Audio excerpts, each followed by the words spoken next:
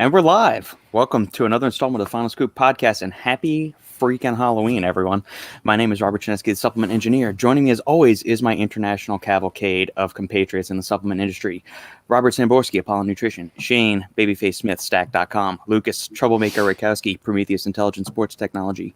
Thank you all for joining us as always. If you have any comments, questions, queries, quips, smart-ass remarks, feel free to post them up in the comments section. We'll get to anything and everything over the course of the next 2 hours that we're here. My guys, I missed you. I saw Robbie last week, which was awesome, but I missed seeing my boys on Saturday, so it's good to have the family back together. How is everyone? Good. Good. Did you enjoy the extra sleep last week, Shane? No, because you motherfuckers didn't answer my bloody message until I woke up. I messaged Lukasz, and Lukasz was like, yeah, man, I think we're still doing it. And I was like, I don't know, Lukasz. But he was making me think, like, you're an idiot. Of course they're doing it. And I'm like, but the seminar is on at the same time. I don't understand. And then I was like, okay, you know what? So I woke up, and then what do I see? Robert's like, no, of course we're not doing it. I'm like, motherfucker. You know me, I asleep. Bro, I live in the limbo, so I always, I live in the limbo. Okay, you wake up earlier than them. I'm on the other side of the fucking day. I still had high hopes that we're gonna do this show, but Yeah, Robert said, fuck off. So yeah, see, I went to sleep thinking, oh man, Lukasz is right. We probably are doing it somehow. And then I wake up thinking, fuck you, Lukasz. I should have just listened to myself. Robert is not a nice man. He should have warned you ahead of time. But look at him. He looks like a fucking ninja right now. I mean, like, what do you expect? But he has everything, man. I tell you what, if I was gonna be assassinated by a ninja and that's what he looked like, you know what? Okay. No, what do you usually say? Is it gonna hurt? This is not gonna hurt. Yeah. If you take 2 scoops of assassin, that's how you're gonna look like. This is what you transform into when you take 2 scoops of assassin, man. I don't know if that's good advertising. Yeah, I don't know. Yeah, take that back. We just I think you're getting your pre-workouts. Yeah, I think mixed up, guys. I think we just lost pre-workout of the year. Yeah, I think you're mixing up the pre-workouts there. Please don't. Let's not go down that I thought road. it was already announced. What's going on? Did I miss something?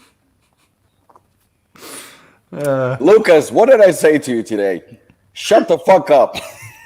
I'm gonna behave. I apologize. Like 2 minutes into the fucking show and you're not behaving already, so it's your promises are empty. There we go. Hey man, that's inner ghost, I guess. Seriously? There you go, Sridhar. Got reminded of the Ninja on Assassin label by looking at Robert. Hell yeah, man. That's going to be our next label. He's going to be featured on that, looking like that. See, Sridhar gave nice comments last week to me to when he's just doing the same to Robert. Because there's no fucking way you look at this and think, oh yeah, Ninja from Assassin. That makes sense. It's totally professional. Robbie. Maybe like a 5-year-old drawing, I would be like, oh, that's more reminiscent. There you go. What was that? How was the? Let's give everybody a recap of the Apollon seminar last Saturday. It went very well. I mean, needless to say, I was a little bit worried because there are certain people who try to sabotage the event, and that's never pleasant to deal with some shit.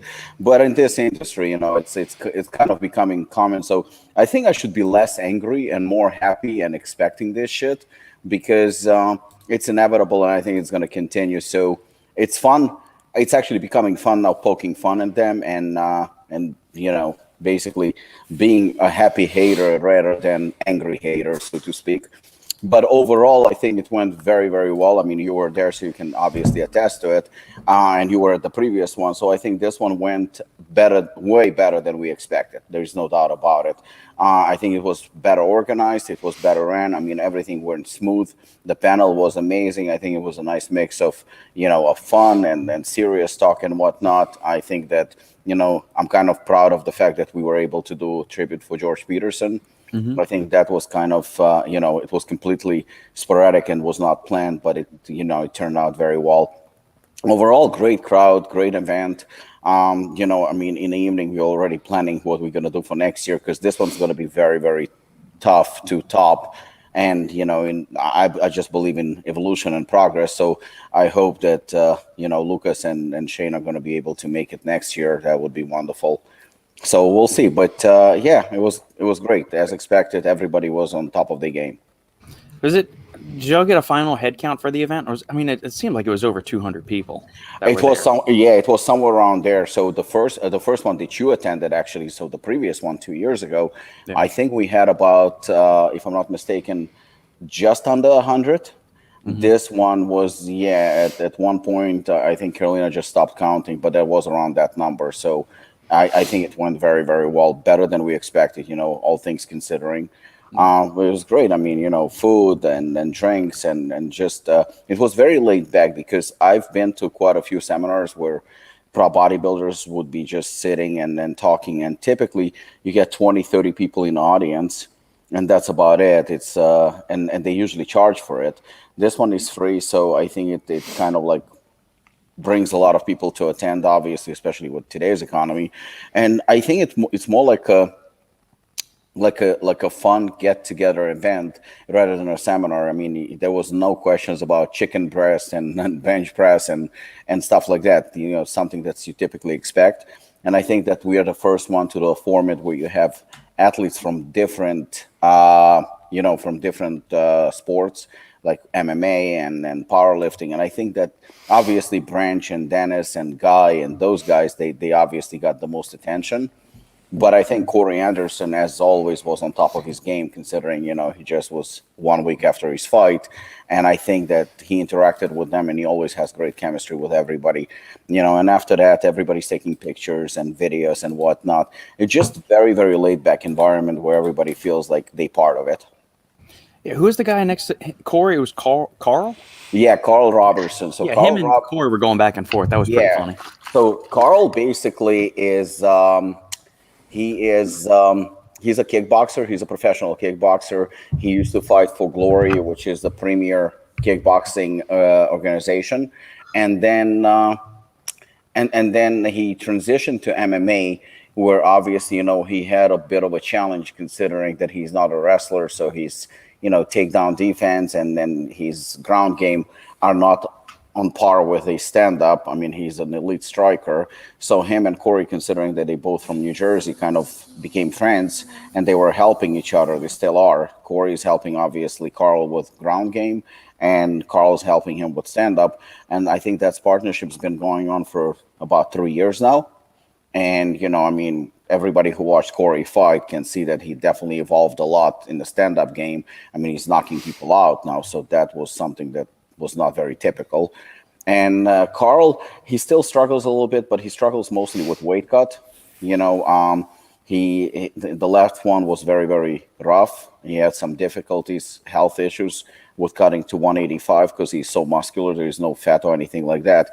So for him to cut is a challenge. So now he's going to have to actually bulk up a little bit and fight at 205. But he's definitely fun to watch. Very, very good striker. Absolutely amazing kickboxer.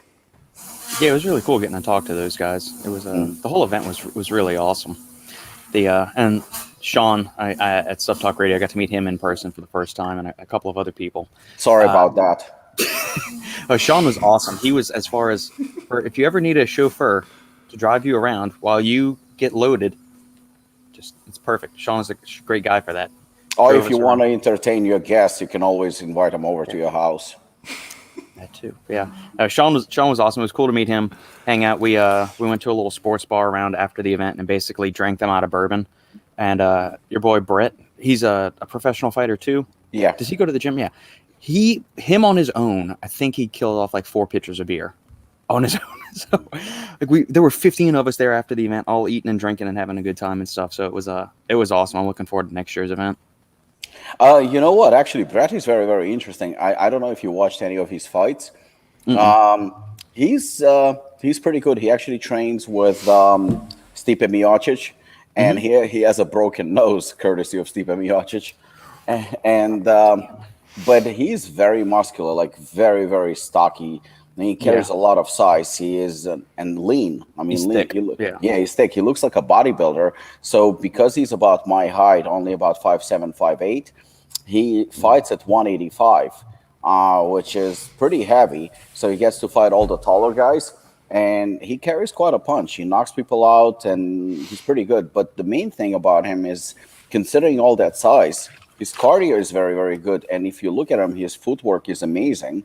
But it's definitely somebody that I think that, he's the one to watch, because the guy's been pretty impressive. In the last, I think, 3 or 4 fights, they were all first-round knockouts. Very cool. Very cool. Who tried sabotaging the event, Robbie? Let Pete at him. You don't have to actually say the names. We don't need to get into all of that. Pete, fuck off. But Pete I was love awesome. you. Yeah. Pete was amazing. By the way, those plaques, Pete made them. Oh, really? Yeah. Very cool. Pete always comes to comes through with helping us with whenever we need like stickers and now awards and stuff like that. He's just a phenomenal friend, one of the greatest guys, great sense of humor, and looks much better than Sean. It never ends. It never ends. Congratulations on such a great end. See, even though you're shit talking Sean, he's still being nice to you. No, this is impressive. He still remembers. It's been a week. You weren't this salty at the event. Shane and Lukasz next year better get my green cola. I love Sean. He knows that. Damn straight. Jiffy Jank, Robbie, thanks for the giveaway. I now have 3 tubs of Assassin. But now I have the Assassin Shaker now to drink all 3 tubs. Also, thank you, Robert, for picking me as best comment. Yeah, so all the prizes, so thanks again, Robbie, for sending all that. I know Brooke, I got confirmation from Brooke that she got her tub, Jiffy Jank. So yeah, thank you guys for sponsoring that and sending all those out. Congrats to all the winners. Yeah, we'll do it again. Yeah. Thanks, Robbie. I'm blushing. Devin, the only time we don't see Robert in an LSU shirt is when he looks like a Ninja Turtle. Yeah, well, it just happens that coincidentally it's Halloween weekend and LSU is on a bye week. But I think the season is pretty much shot to shit anyway, so who knows if I'll be wearing LSU stuff for the rest of the year or not. We'll see. Yeah, and Devin, the only time we actually miss an LSU shirt. Exactly. Brooke, what's going on, Brooke? Wanted to chime in and say thank you as well. That was an incredibly kind thing to do. You're welcome. It's a tax write-off for Apollon.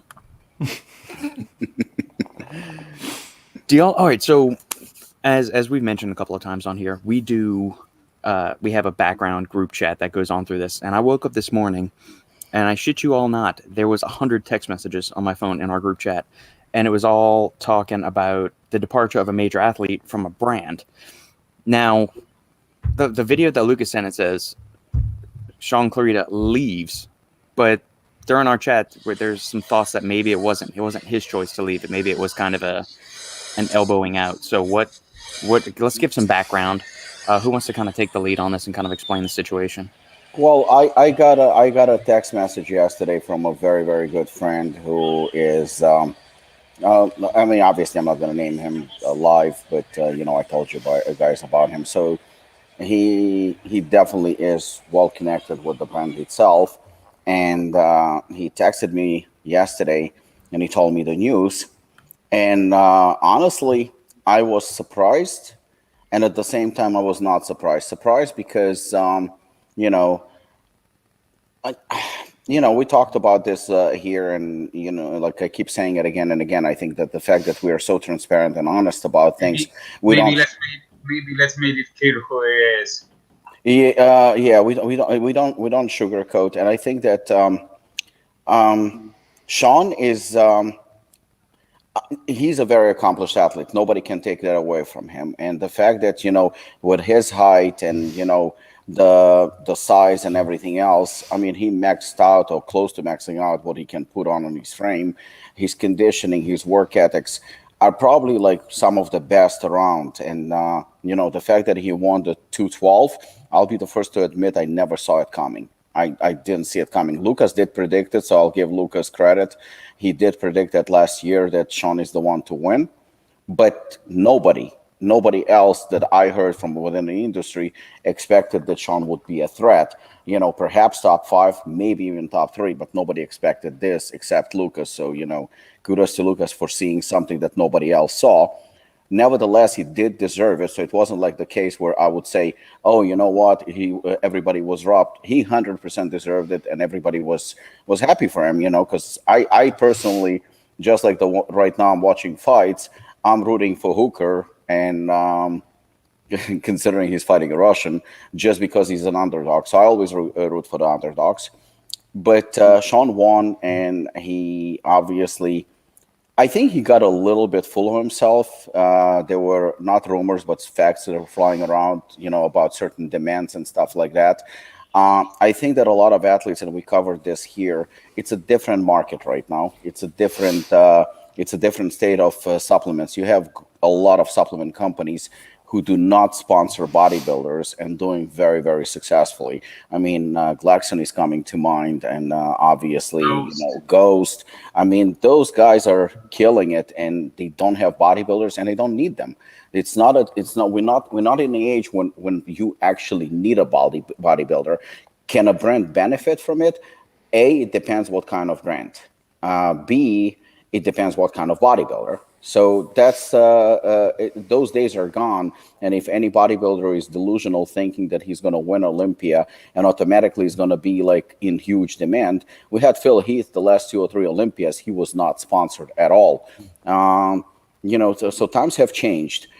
I think I was still surprised considering, his ties to Raw and his ties to Revive, obviously through Matt Jensen and whatnot, and he just signed a contract.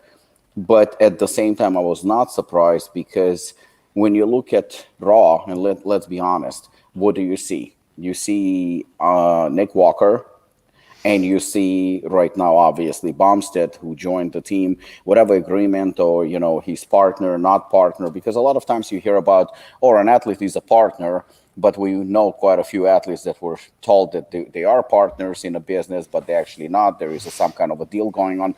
That's irrelevant. What is relevant is Bumstead obviously is an important figure.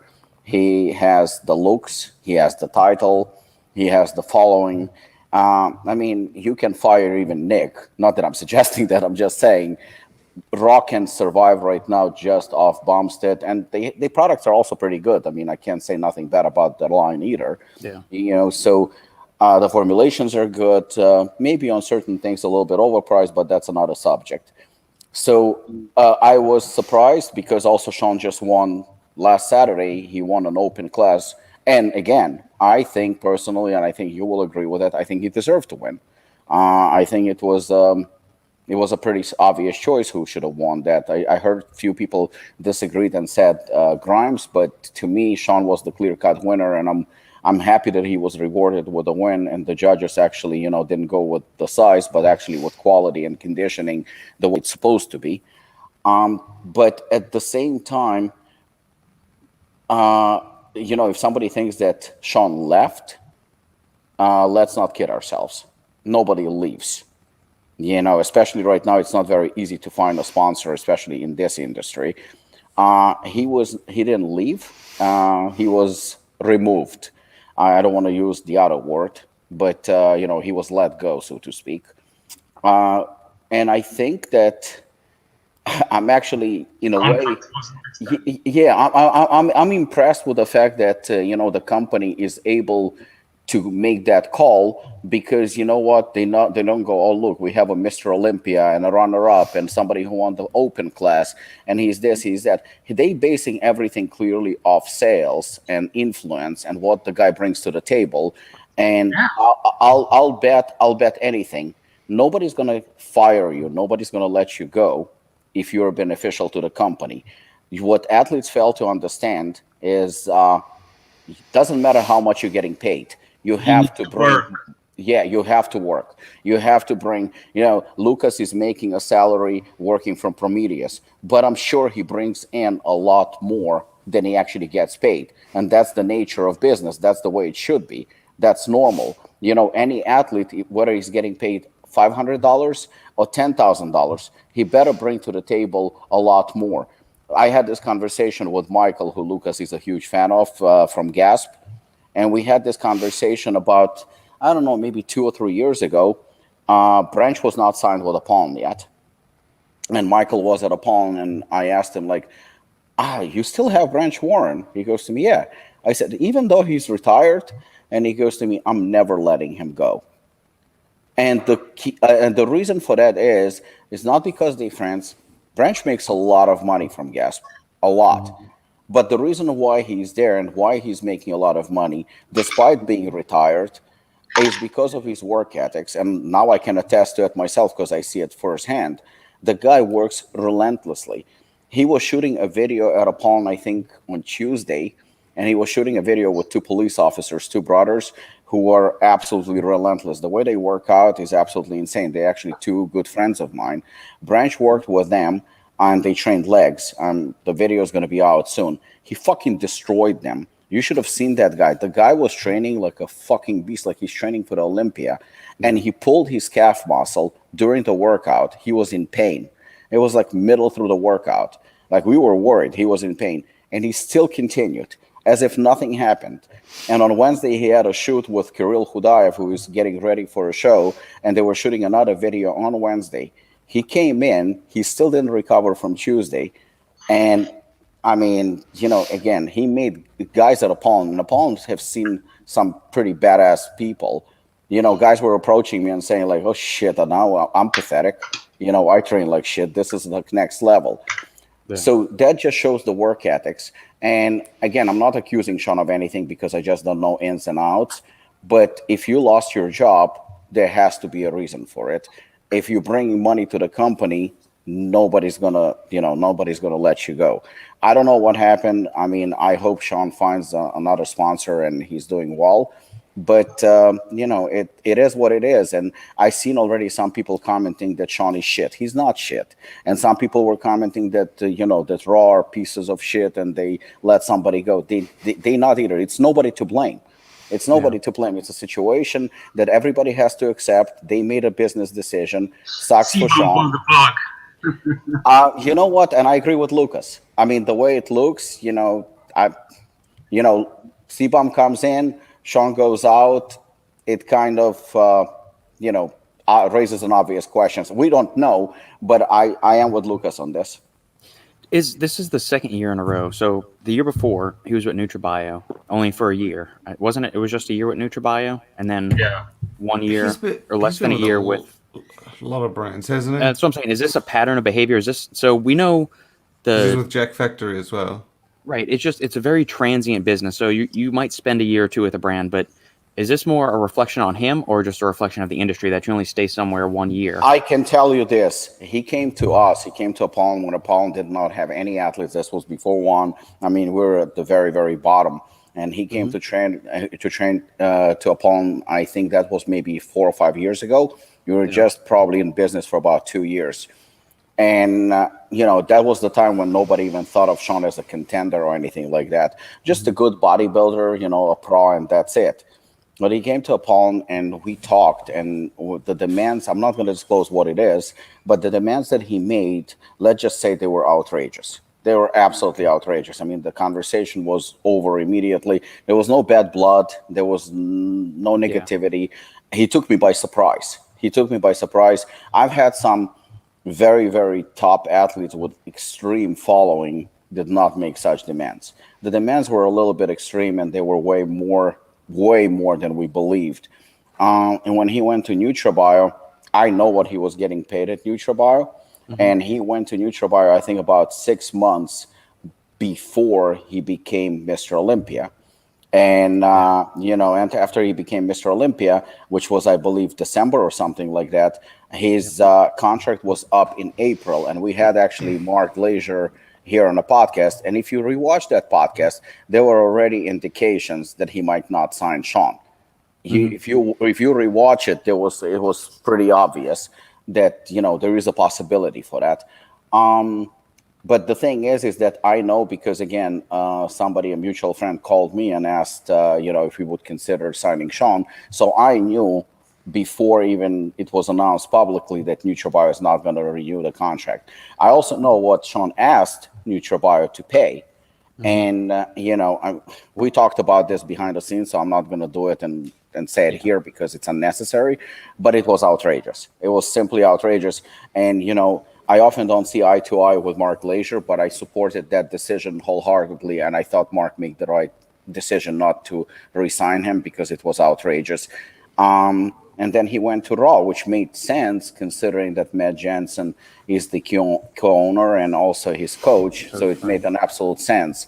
But as we see, I think he signed maybe April or May, so it hasn't even been a year. And, obviously the contract is not up yet, I'm pretty sure. Nevertheless, the decision was made to let him go now, which, yes, it doesn't look good. It doesn't look good. There is a pattern that cannot be denied, and anyone who's going to say otherwise is delusional or just makes shit up. Yeah, it's an interesting situation. Do we want to put odds on where he lands? Let me go on this. We can continue on this course of conversation. Let me answer one thing real quick. What's going on, Simon? Bogdan, Silflo 6 versus Vaso 6. How are they different? They're not. They're the same compound. It's the same stuff. Too much to take them both at 600? Too much? No, but it's not necessary. Yeah, it's not necessary. Like 600, I'd say 900. And there might be some studies coming out on that. Do you need to go up to 1200? No, I don't think so. But Vaso 6 and Silflo 6 are the exact same compound from everything I've gathered. And I've actually talked to Matt Nickerson, the co-founder of Vaso 6 and the Silflo 6, earlier this week, actually. So, yeah, that's Silflo 6 going forward. It's in the new Bloody Hell from Apollon Nutrition, the first brand in the States to use it. So, yeah, 600 is a good dose. You'll be fine with that. Vaso 6 and more. Silflo 6 is on Facebook and Instagram. Check them out, and Matt will answer any questions. Yes.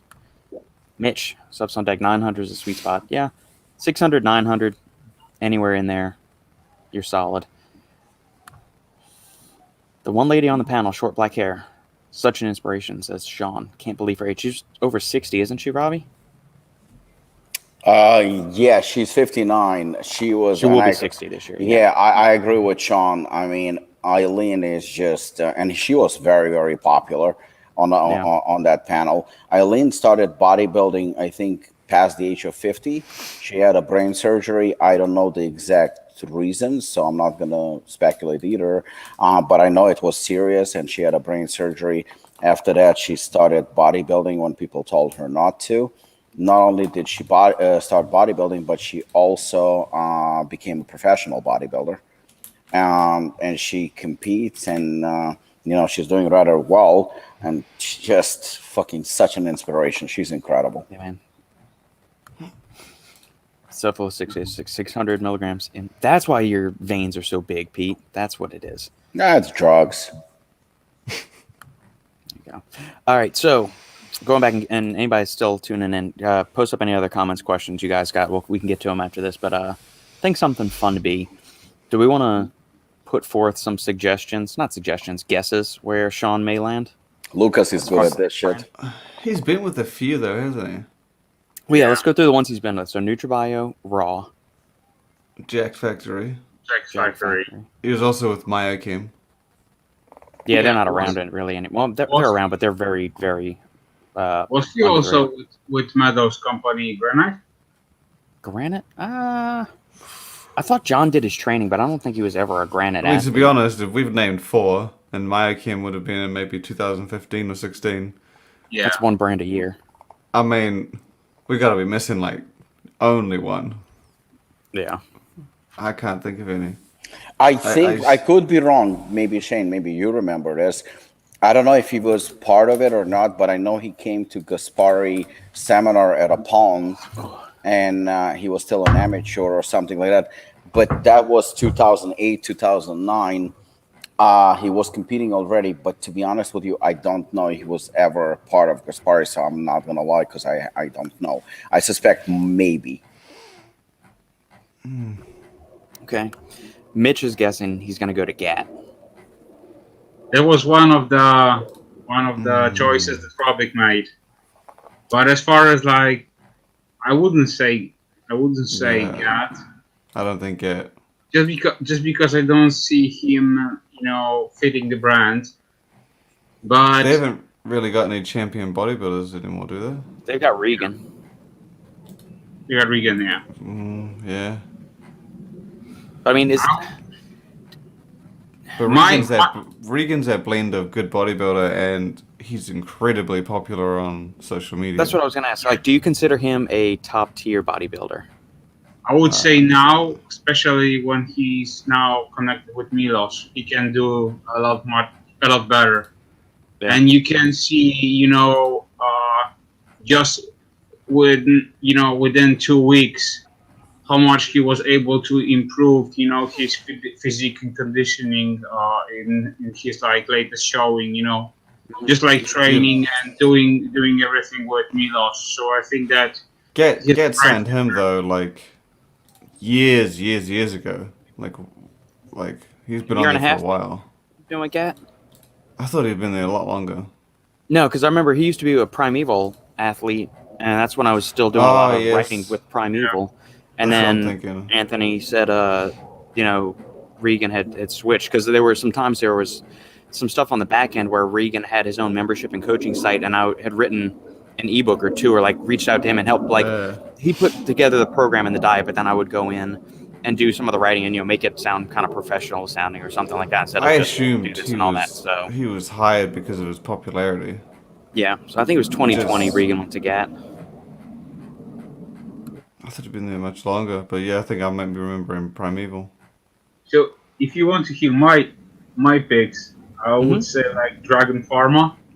That's one of the picks that I would like seeing him being added to the brand. Yeah. And the other one, which is I think even more possible, but I don't know if the guys are still managed to add them to the roster, would be the HD Muscle from Canada. That's a really good fit for him. Do you think he'd go to Caged Muscle, Gethin's brand? Oh no. I'm gonna say I don't know. I'm gonna say Raycon. Yeah, that could be a good one. Well, they've already got Hollingshead there, and bro, you think that Aaron's gonna sign him? Yeah, man. Well, how big is Shaw's following? Because that's what Aaron does a lot. Like he gets these people. Like he had Brian Shaw, World's Strongest Man. He has these guys on for a year or two, collects all the emails and stuff from their followers, builds up their content, like their but see, having them on for a year is kind. I don't want to be like mean, but that's kind of what every other brand has done with Sean Clarita. I don't like they've had him on for a year, and Aaron loves bodybuilding, right? And I mean, what would be better than him giving an award, like on stage and Sean winning a category here, or it's like I don't know. He's had champions on there before. Yeah, but see how much people he has already. Yeah. He's like that's never stopped him before. Yeah, man, but he built a huge roster, Would you think that he has another contract on his sleeve to give it away, especially to Sean, who's probably has a high expectations as far as payroll. Yeah, but if he has high expectations and continues to get dropped, he must be open to bringing those expectations down. I agree with Shane on the expectations down, and I think that it's inevitable. He has to kind of it's like being slapped 4 times. He's definitely need to do something or adjust he's he's gonna have to. Otherwise, he'll be just like a butterfly, I think that he's going to have to bring his expectations down, and in order to do that, he's going to have to sign a long-term contract, maybe 2 or 3 years, and definitely lower his financial expectations. But at the end of the day, and I don't know which one he's going to pick. I don't know which one would pick him. But yeah, the ones who are actually getting bodybuilders, the list is extremely short. GAT, Evogen, HD Muscle, Dragon Pharma. So you have 5 or 6 companies that are actually willing to sponsor a bodybuilder. But the thing is and Shane actually, covered that pretty well. He's been through 3 or 4 companies in the last 3 or 4 years. It cannot look good. Yeah. Robbie, sorry to interrupt you, but that's the one thing that you said it. You said it the right way. There must be a company that wants to sign him, Yeah. but there's also must be like a connection between him and the company. So he also needs to fit the company, and he also needs to 100%. Yeah. he also needs to be he also needs to understand the products. And I think that when it comes to Raw, I think he was a good fit for the brand, and 100%. they both were a good option with each other. But I think that he didn't do much for the brand, and that's why he got dropped. It's basically it, Yeah, I agree with you. Definitely, you're right, 100%. I think that's the case. But you see, the thing is like when you have 10 companies and you've been through 4, the number is decreasing every time. But also, you know what? I mean, let's be honest. Most of the companies that are, and I'm not talking about anyone specific, but we talked about this. We actually talked about this yesterday, back and forth, where we said the companies are not releasing good products, but mostly rely on marketing, fancy flavors and whatnot, etc., etc. So at the end of the day, when you have majority of companies that are not making good supplements, that's a fact. And you have an athlete who every time he signs with a company obligated to say that that's the best on the market, because let's be honest, that's pretty obvious. That athlete has a certain fan base, right? So, every year his fans get through, this is the best product on the market. This is the best product on the market. At one point or another, even the most stupid, ridiculous fan will go like, hold on a second, I don't know if I can trust this guy. So that's the problem. So I think your credibility and your value, it has to drop. It has to drop. And I think I do agree again. Shane is right. Redcon seems to be actually, a very obvious choice as probably a front runner to sign somebody like that. But again, let's not forget, we don't know exactly what's going to happen once the trial is over. I mean, we know that Aaron is going through some stuff right now, and it's actually, if I'm not mistaken, it's going to be in December. So we don't know, what way it's going to go, one or the other. I don't know if this is the best time or ideal time to sign any athletes, and I think he has a lot on his plate anyway. I mean, clearly he has a great team behind it, so, it's doable. Nobody says it's not. But do they need Sean? Do Redcon really need Sean? The answer is no, they don't. But they have enough, capabilities, financial capabilities to sign him, and it can't hurt because let's face it. I mean, that's another Mr. Olympia signing, so it can't be bad. It just depends on the price. But I would also probably pick Redcon as a front runner if that's to happen. Yeah. Good input, guys. Good input. Is Leonardo your favorite Ninja Turtle, Robert?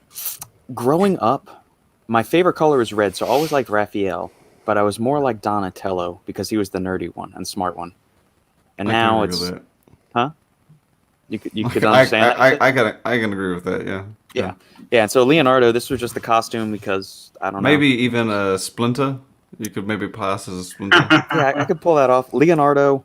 I always kind of tended to take on the leadership roles in like whatever organization I was in. So band, I was a section leader or the president and stuff like that. And so Sandy just said, you're the leader. You got to be Leonardo. Plus he's got swords. So that's kind of where that came from. So growing up, he was not my favorite. But I guess in my old wizened years, I'm transforming into Leonardo. You are definitely a leader of this whole gang here. There we go. I am an titan of industry and a thought leader. So there we go. I'm the Leonardo of the supplement industry. AKA Splinter or Shredder. Sean, Robert, was happy to drive you around, but upset about the 3-star review you left me. I left you a little tip in that back glove compartment. Don't worry, Sean. Just go crack it open, you'll see it. Don't shoot it in the veins. Just smoke it.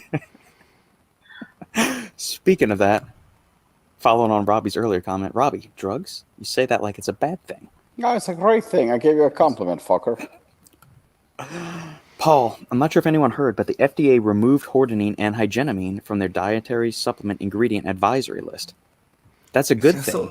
I saw this yesterday, but I was sort of like, because they emailed it out, and I was like, okay, cool, but they didn't really, like, you still have to submit an NDI and everything, so unless you did that, you're still fucked. Yeah.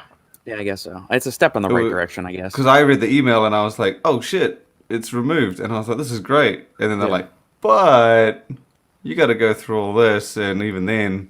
Right. And I was like, okay, so. It doesn't change a shit, to be honest. No. You still have to go through the. Because I imagine that applies to many ingredients. If you submitted an NDI for ingredients that, like, I assume that would be, from what I know, I don't know the process. Yeah. But you know what? I said it one time. I said it again. This whole adversary list is like a toilet paper, just like it's bullshit. That's the other thing. When they came out with it, they were like, "That's the advisory list," and it was like, "Oh, they're banned." And I was like, "Well, to be fair, FDA said nothing on this list is banned." Yeah. They said that these are ingredients that we're looking at, and then what happened? Everybody pulled them. They were like, "I don't want to spend time thinking that it might not get removed." So they said it's not banned. We just think it might not be legal, and we're looking at it. And then what? 2 years later, they're like, oh, you know what? It's not on the advisory list, but it's still arguably not legal until you do this. So it's very like. Like I said, I didn't want to share it because I'm like, oh, if you say something like it's not on the advisory list, people might start using it. Right. Just because you said it's not on there. But you could still get in trouble unless you've gone through the NDI process. Correct. So I thought it was, Sridhar. Great that it's changed, though. Because that shit hadn't changed for like a year and a half. Yeah, it's been a while. It's been maybe 2 years. I don't know. I don't remember. Yeah, they didn't add, shift, or do anything. Yeah. Robbie, with Assassin, Double Impact, Hooligan, Time Cop, Bare Knuckle, are there more pre-workouts in the works? Yes. Yes, there are. Bloody hell. Bloody hell, yeah. That's one. I don't know if that's... I wanted to ask you, do you think it should constitute as a pre-workout? I mean, you're taking it pre-workout, yeah. Yeah. Pre-workout. Yeah. I mean, it's either that or a natural Viagra. I mean, it work like that too. Yeah, it can. Works. I mean, I don't really stink, but like, bloody hell, and then saying that you can use it pre-sex, it's probably not an appropriate name. Why? Engorged. You're going to be veiny. I mean, there are other reasons as well, but whatever. You will have a better loads, man. Just saying. Come on. There's a cat climbing on the fence outside right now. There's a fucking cat that crawled into my house at 10:30, 11 o'clock every single fucking night. Nope. It's jumping. Bro, I got exactly the same issue in my home. Yeah, it crawled under, and then like my camera at the back ticked off, and I'm like, this son of a bitch. It's like a hotel. Check in at 11, and then at 7 in the morning, motherfucker leaves. And it just happened so then I boarded the bottom up. I put planks around every single fucking hole I could find. And then it came up to my door, and it's like tapping on the door. And I was like, get fucked, bro. You try and stay at my house every night for like the last year. It's done. We're out. Hasn't come back. So every fucking day, around like 11 or 12, cat. I think he's from neighbors or something, but he lives close by, and he always come exactly the same time, every damn time, every damn spot, and he's waiting for a food because my mom like don't. That's once or twice or something, you know. She felt bad for the poor little kitty, and I was like, fuck off, you motherfucker, you know. So I was like, I'm not giving you move. You don't feed the cat, because then it's just like, you know what? Bro, and now he's coming like every day, and yeah, man. And like 2 days ago, I was so fucking pissed because my window was always open, you know. Mhm. And he came to my room at like 11 or 12 p.m. and he was like, you know, meowing and then whatever. I'm like, dude, get the fuck out of my room, man. So I was like, so Never feed him. now he's coming every day. I'm like so pissed. No, it's like a child. Once you feed them, they don't stop coming back for more food. Man. Just don't feed them, and you Man. don't have a problem this year. I just hope At least he's not gonna sniff my because in my room I got loads of games here, you know, lots of tops. So I hope he's not gonna steal anything, mother effer. That brings up a question. Okay, are y'all dog or cat people, or do you just don't like pets? Dog. Your dog, Yeah, man. I'm torn. Dog. Robbie's dog. Okay. I grew up with cats, but I like I mean, a cat's just a cat. Like, no one's gonna ask you, what's your cat look like? What kind of cat is it? They're all just fucking cats. They look the bloody same. Yeah. Like, okay, maybe they're different colors. But a Bro. dog can be like a reflection because there's different breeds and they different traits and all this Dog shit. is But a like cat, ride or die, you know. Yeah. Dog, no matter they can what. do shit. A cat is just like, where's your cat? I don't fucking know. Up the street somewhere. At Lucas's house getting a feed? I don't know. Yeah. Do any of y'all have pets?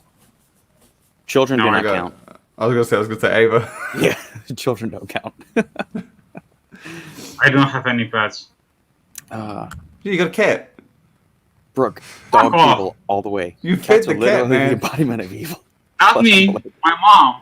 That doesn't count. Yeah, cat's not gonna sit there and be like, oh, that's Lucas is different from his mother. It's gonna be like, that house Oh gives my me food. god, what the fuck are you talking about? You fed the cat, bro. You don't feed the cat. It's 101. I didn't fight him. My mom did. All the cat knows is someone in that house gives me food. I don't care if it's Lucas or his mom. Okay. Yeah. Simon is right. 100%. Simon says. You're right, I will man. say, I do think that I like dogs slightly a bit like grown ones, but I find kittens slightly cuter than puppies. I don't, like tiny little things, Yeah. but the cats grow up so fast. Because when they're But you know kittens and they what? scratch you, it's cute. But when they grow up and they scratch you, it hurts. You know what's It's the fucking- worst? Small dogs. And I apologize, Jay, if you are listening to this. But Like the little Small Pomeranians you could just pick up and punt over the Lukasz. fence or something. no go. Oh, holy shit, man. What the hell is this? Riddle? Lucas wants something like a Saint Bernard or a German Shepherd or something. Bro. Yeah, man. Those Europeans, they want those those big Pitbulls. bear Mountain dogs. Yeah. Yeah. I've seen- Pitbulls, man. Is it what's that dog that looks like a fucking bear? I remember seeing one in New York one time. It was just this big bushy motherfucker, and I was like, that's closer to a bear than it is a dog. You mean Chow Chow? I don't know what it's called. Look, man, I I think don't so. have any. He looks like a small lion. Yeah, that's it. Yeah. Yeah. It's called a Chow Chow. Yeah. Looks ridiculous. I would assume that, like, you call a dog, like a breed of dog, a Chow Chow. I'm assuming it's like a Pomeranian or something. Like it's this little fur ball thing that you can just like throw. It's amazing how many different breeds of dogs there are. People say Yeah. that all the time, and they'll be like, "Oh, that's this," and I'm like, "Dude, that dog's big and fluffy. That's the extent of my breed knowledge." Okay, Yeah. that one's little and fluffy. That one's got black hair. Look, that's all I know. There are so many breeds, and it's amazing. Like you meet somebody who knows every fucking breed. Yeah. I mean, I have no clue. They even know like when it's mixed or something. I'm like, Yeah. It's It's just- just like that. I will say like, okay, this dog is cute, and that's my extent of it. Yeah. Yeah, they'll be like, it's a mix. It's like, sweet. Whoop the shit. Fernando Raranov. Is it weird to work with other channels to develop a product for a brand? Or how does that work?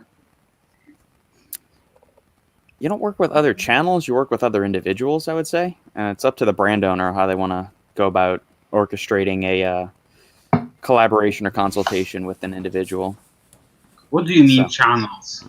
I think they're Yeah. saying, like, do you, like, if you work with another channel to develop a product for a brand or something?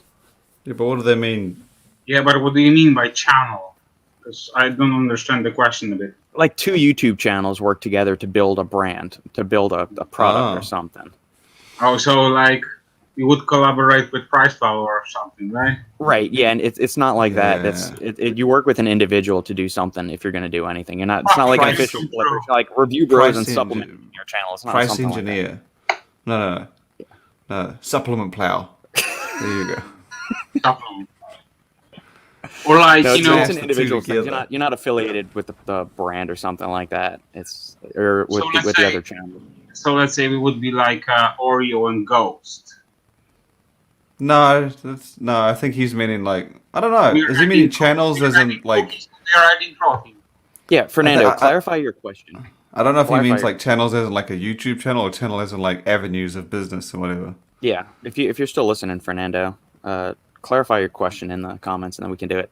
But usually, the brand owner reaches out to whoever they want to work with, and then you come to some kind of agreement on what Yeah. the scope of the project is, and you sit down, you have some meetings, and you hash out the products, and you go from there. Or if you're in Robbie's case, he texts me at 2 a.m. saying, "What do you think of this?" And I said, "I'm sleeping, you fuck. Go back to bed. I'll talk to you in the morning." True story. 100% true. Yeah, I get me. To be honest though, it's a mixed bag. Like I'll get a text from Robert and I'll be like, "The fuck? This is like 1 a.m. He should be asleep." But then I also get messages from Robert at like 4:30 in the fucking morning, or like your time 4:30, and I'm like, "Why am I getting a message? This is Lucas's time, not Robert's. He should be asleep. Why the fuck I is he wake up up so early. early?" I wake Yeah, up see, early, man. it's a trade-off. Yeah, That's- but fucking Robert goes to bed like at fucking 7 or 8 p.m. and then wakes up at midnight, and all of a sudden, Yeah. like, you know what? Sometimes you'll fucking text message him or something, and no reply. The guy is dead. He's disappeared. Then Just like- at 12 o'clock, like, you know, okay, he's starting a conversation if it's nothing happened. But like, seriously? Like, who the fuck goes to bed in the evening and wakes up at night? He does. I Ninja do. Turtles. Yeah, exactly. Or sometimes I just like at 7 o'clock, I just turn my phone on silent and I don't look at it the rest of the night. So that's why I wake up and there's 150 text messages between you three knuckleheads when I wake up in the morning, and then I play catch up. Well, today when I woke up, there was like 65 messages between you guys. So yeah, It kind of been me. Was it me? yeah, I it was you, Robert and Robert discussing some stuff. Simon says, "Cat will walk up to you and rub on your leg, and when you put the hand on the pet, the cat will jump on you like a mad freak. You can't read cats. You know when dogs are Yeah, happy." it's Yeah, I right. agree with It's, cats have like parts on their body that they just don't want you to even touch. But if you touch it, they'll kill you, or they'll try to, and that part changes. I think. Yeah. My cat, when I grew up, you couldn't touch like its lower, like I don't know, mid back, lower back. You could pat its head, but your finger slipped. Man, that bitch just turn around and dice your eyes out. It's Did crazy. you had a skinny cat or a fat cat? As I said, dude, look, I know fuck all about breeds of dogs, so I know sweet fuck all. Like, I had a cat, man. Was it fat? I don't know. But was it skinny or was it fat bastard? I Chubby don't know, little man. bastard cat. Lucas, you forget that Shane doesn't eat carbs, so he was fucking keeping it on a diet too. Yeah, I probably. mean, I don't really know what the. I mean, cat's legs are skinny no matter what, so I didn't really judge. It wasn't heavy. That's It was And a you can run. low carb day. the one You thing can- I'll commend cats. Those sons of bitches like can run, can accelerate like, and they can jump like crazy. I've seen some cats where they like line up and jump, and I'm like, there's no fucking way you're getting on that roof. And Dude. it's just not. It's not even like a running jump. It's just like a fucking standing leap. It's all the- insane.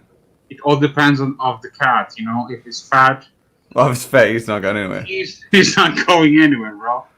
But it just blows my mind that they can walk up to like a building, and they'll just look and be like, "Okay, I'm gonna get ready," because it's a long way to fall. I understand that they can still land, but like, they just walk up and be like, "Yeah, I reckon this is a shot," and then they get in their position and make the jump.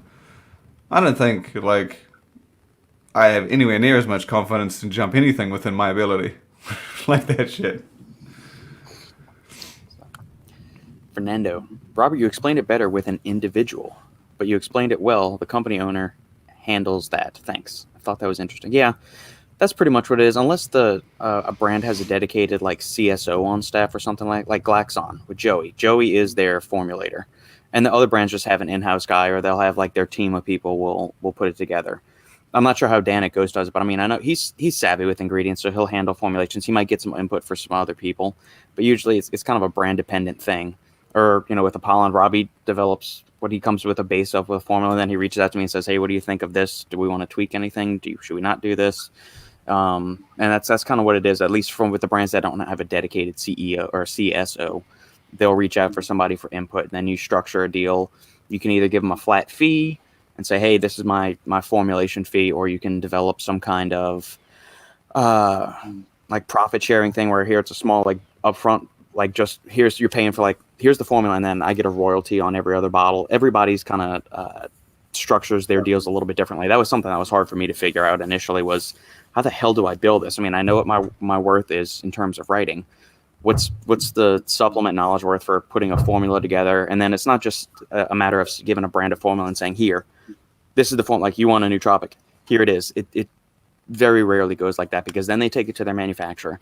Manufacturer comes back and says, here's the cost. The brand owner might say, we're not okay spending, you know, this much money on a nootropic. We just don't think it's going to sell that well. Can we get down the cost? So at that point, you have to go back and forth with the brand saying, okay, what are you okay pulling? Do you want to have more ingredients but lower dosages of those ingredients, or fewer ingredients but you're going to dose them out max? And this kind of goes back to what we were talking about last night with Robbie and Lukasz offline, is that my kind of opinion is I would rather have fewer ingredients and dose the shit out of those things than have 86 ingredients and only have like 10 milligrams of them in there.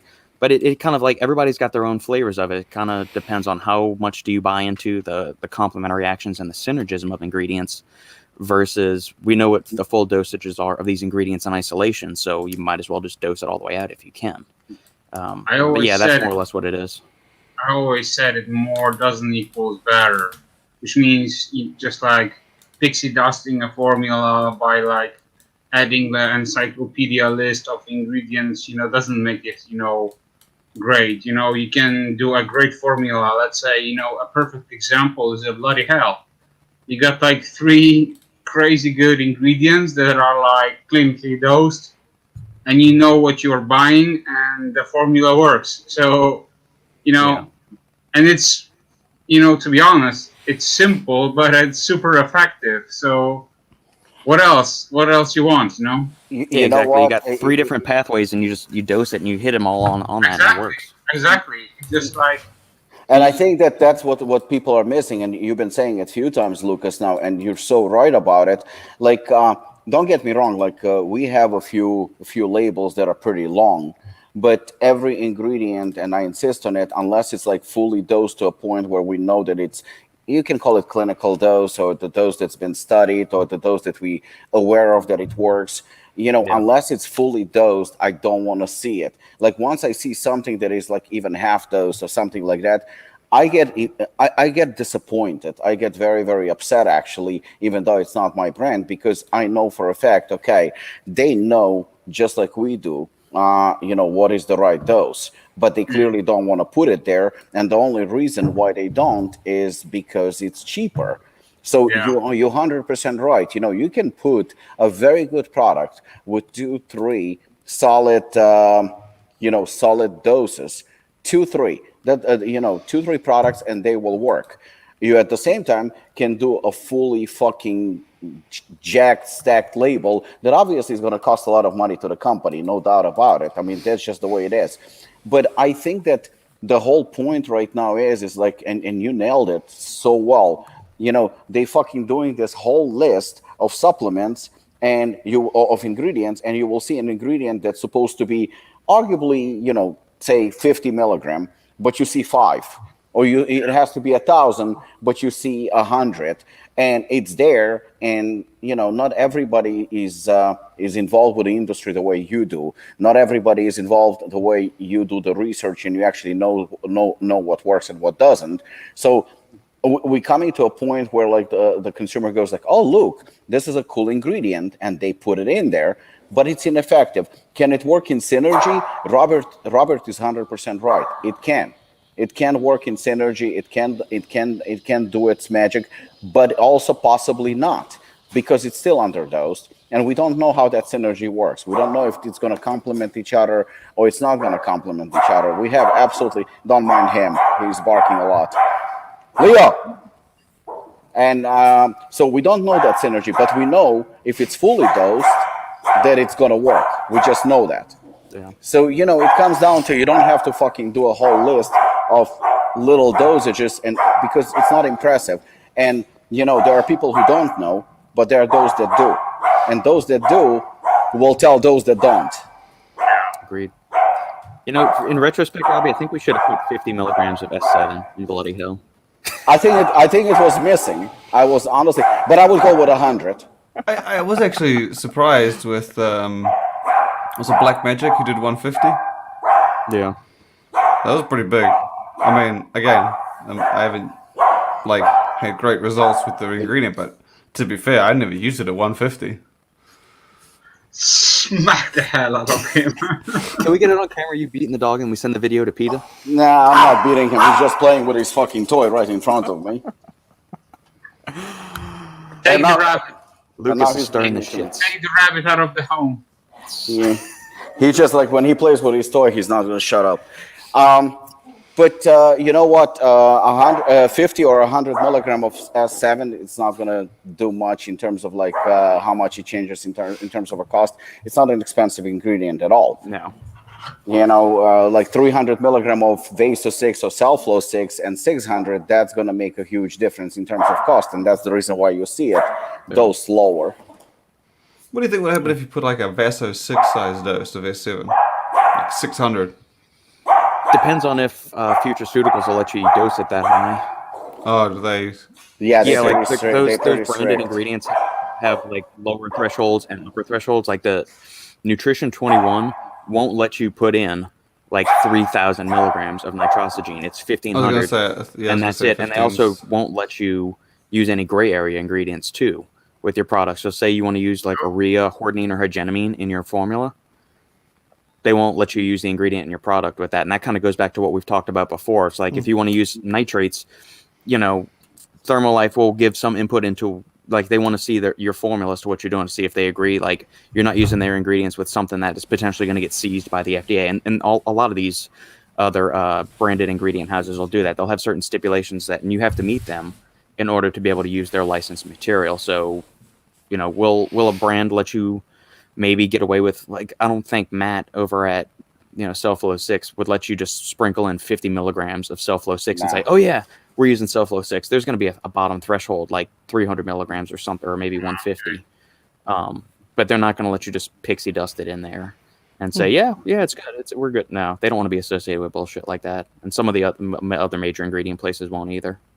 But we see it all the time. Yeah, you're right. Not with Vaso-6 or Cellflow or whatever, like, you know, the good ingredients. But sometimes, and it pisses me off, I'm not even talking about trademarked ingredients. I'm talking in general. You will see something as ridiculous, and I have seen, as tyrosine at 50 milligram. I mean, tyrosine at 50 milligram. And the reason why I get pissed when I see something like that, because I do, not that I understand or support, but you know, it's one thing when you have something that is trademark ingredient or something that actually works, but you have something that is cheap, like very, very, very cheap ingredient that costs almost nothing. Why do you embarrass yourself and put, you know, a fraction of what the dose is actually supposed to be? To me, that literally makes no sense.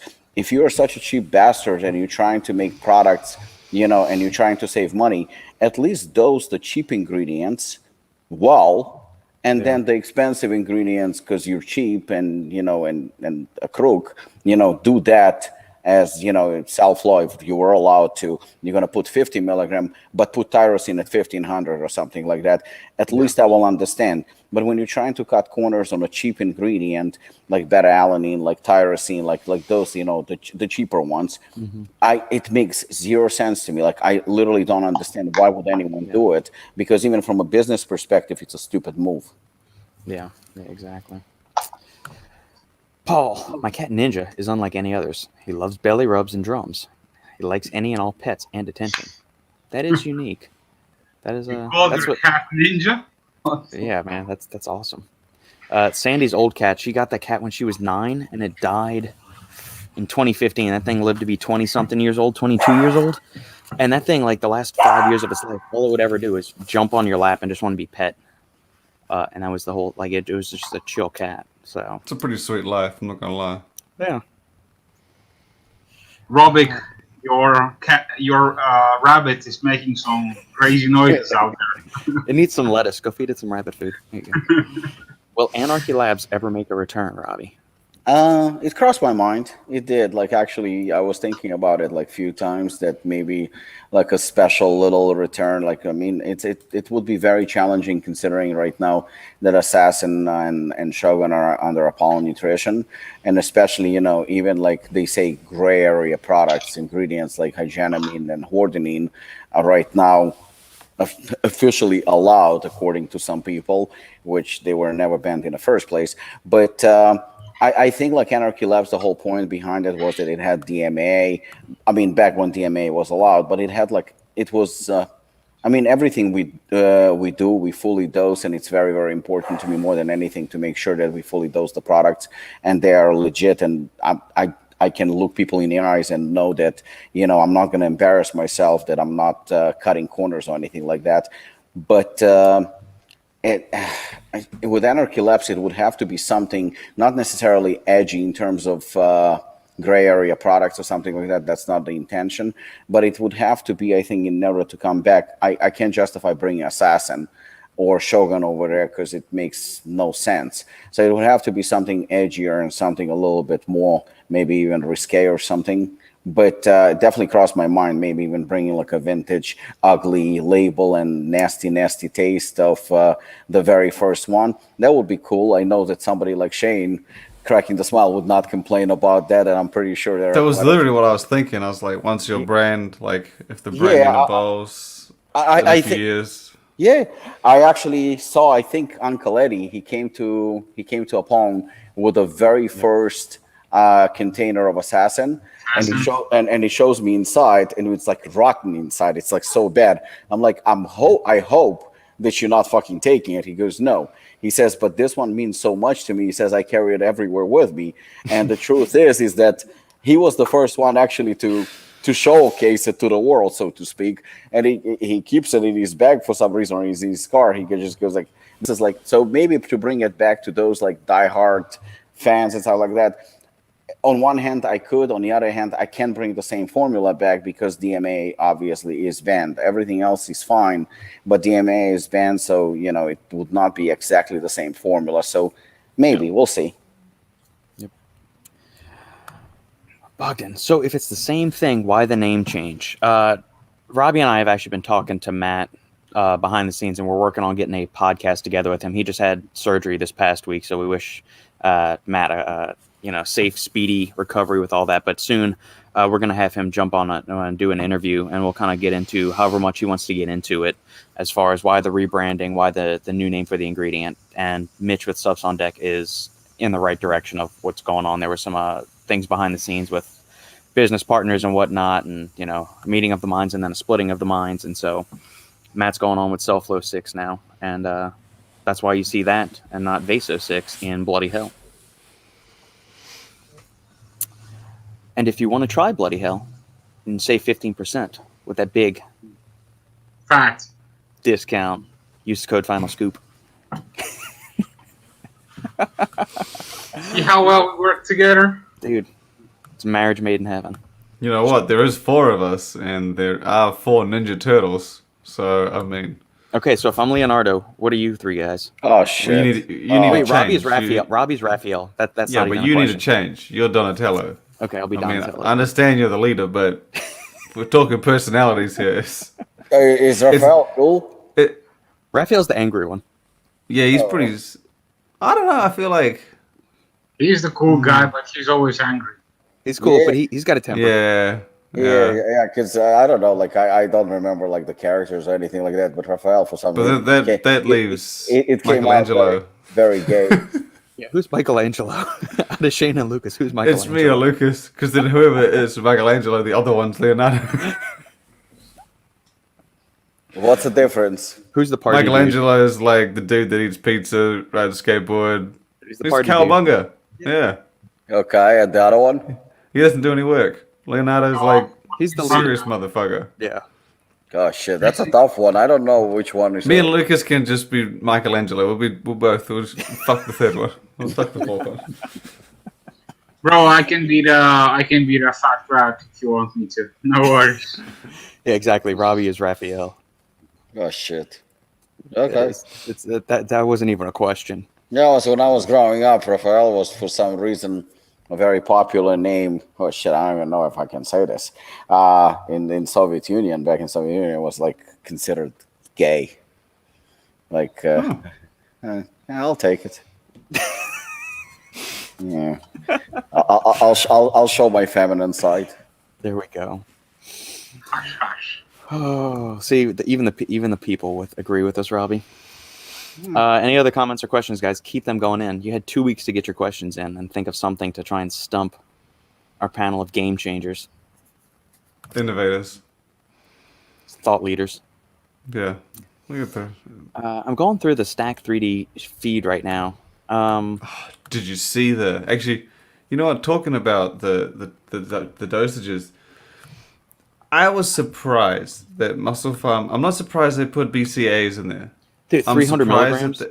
600. I'm 600. surprised they I mean, I like transparency. I do. But I don't get why you would want to have that like on their, like it's at the bottom of the can. You see it? 600. Yeah, it's because they know the average consumer doesn't know how many Yes, BCAAs but are then actually see, effective. if you just said BCAAs, right, and didn't say Yeah. the amount, the average consumer would be like, oh, sweet, there's BCAAs in there. And then me Yeah. would be like, oh, cool, there's aminos in here. But then when you tell me that it has 600, I'm like, because there are other energy drinks out there that have aminos, and I Right. suspect that they're probably not. You know, Yeah, I mean, Bang's they're not got 5 the BCAAs grams. in there, and Didn't Zaw say that they have aminos in some shitty amount? yeah, Oh yeah, they have shitty amount too, isn't it? I think they're 300 If not less. or less. They were, I yeah, think actually less. they're another one that says the amount. I can't. What was it? No, it was like a 100? pathetic, if not 50 or 100, some shit like that. Maybe it was 100. It's not on their can. I'm pretty sure it's in their marketing material. You sure it's not on a can? 250 milligrams. 250. 250. Okay, so there you go. Boom. That's these embarrassing. but then at the same time, it's one of those things like I don't know. If the president said, "Get 200 milligrams of BCAAs a day," you'd be like, "Oh shit, that's how much I need," Yeah, because he's so confident he's saying the amount. So like someone who doesn't necessarily know and sees 250 or 600, they'll be like, "That must be how much I need. 600. That's amazing." But then like myself, I'm like, "What the fuck, man? Like 5G minimum is typically what you're looking at, and it's just a weird dose to be proud of." I don't know. I was surprised that they put it on there. But Shane, you've been doing this for what, 10 years now? Yeah, but see, even if you, but the like to the like Robert said, to the average consumer, right? Like if you say a number, they're not gonna know what the fuck it is. They're like, okay, whatever. But if you just say BCAAs, it's probably going to have the same meaning as if you tell them 600 milligrams of BCAAs. 100%. You're right. You're right. You're But 100%. then you cover both sides. If you like to someone who knows what dose they're looking for, if they don't know it, they're more likely to buy it versus someone who's doesn't know or like see 600. It's like that's not Well, much. remember what I said a couple of times now that, needless to say, I'm against, proprietary blends, and I'm sure the four of us. I mean, I'm against it too. But this, I would love to see in a proprietary blend.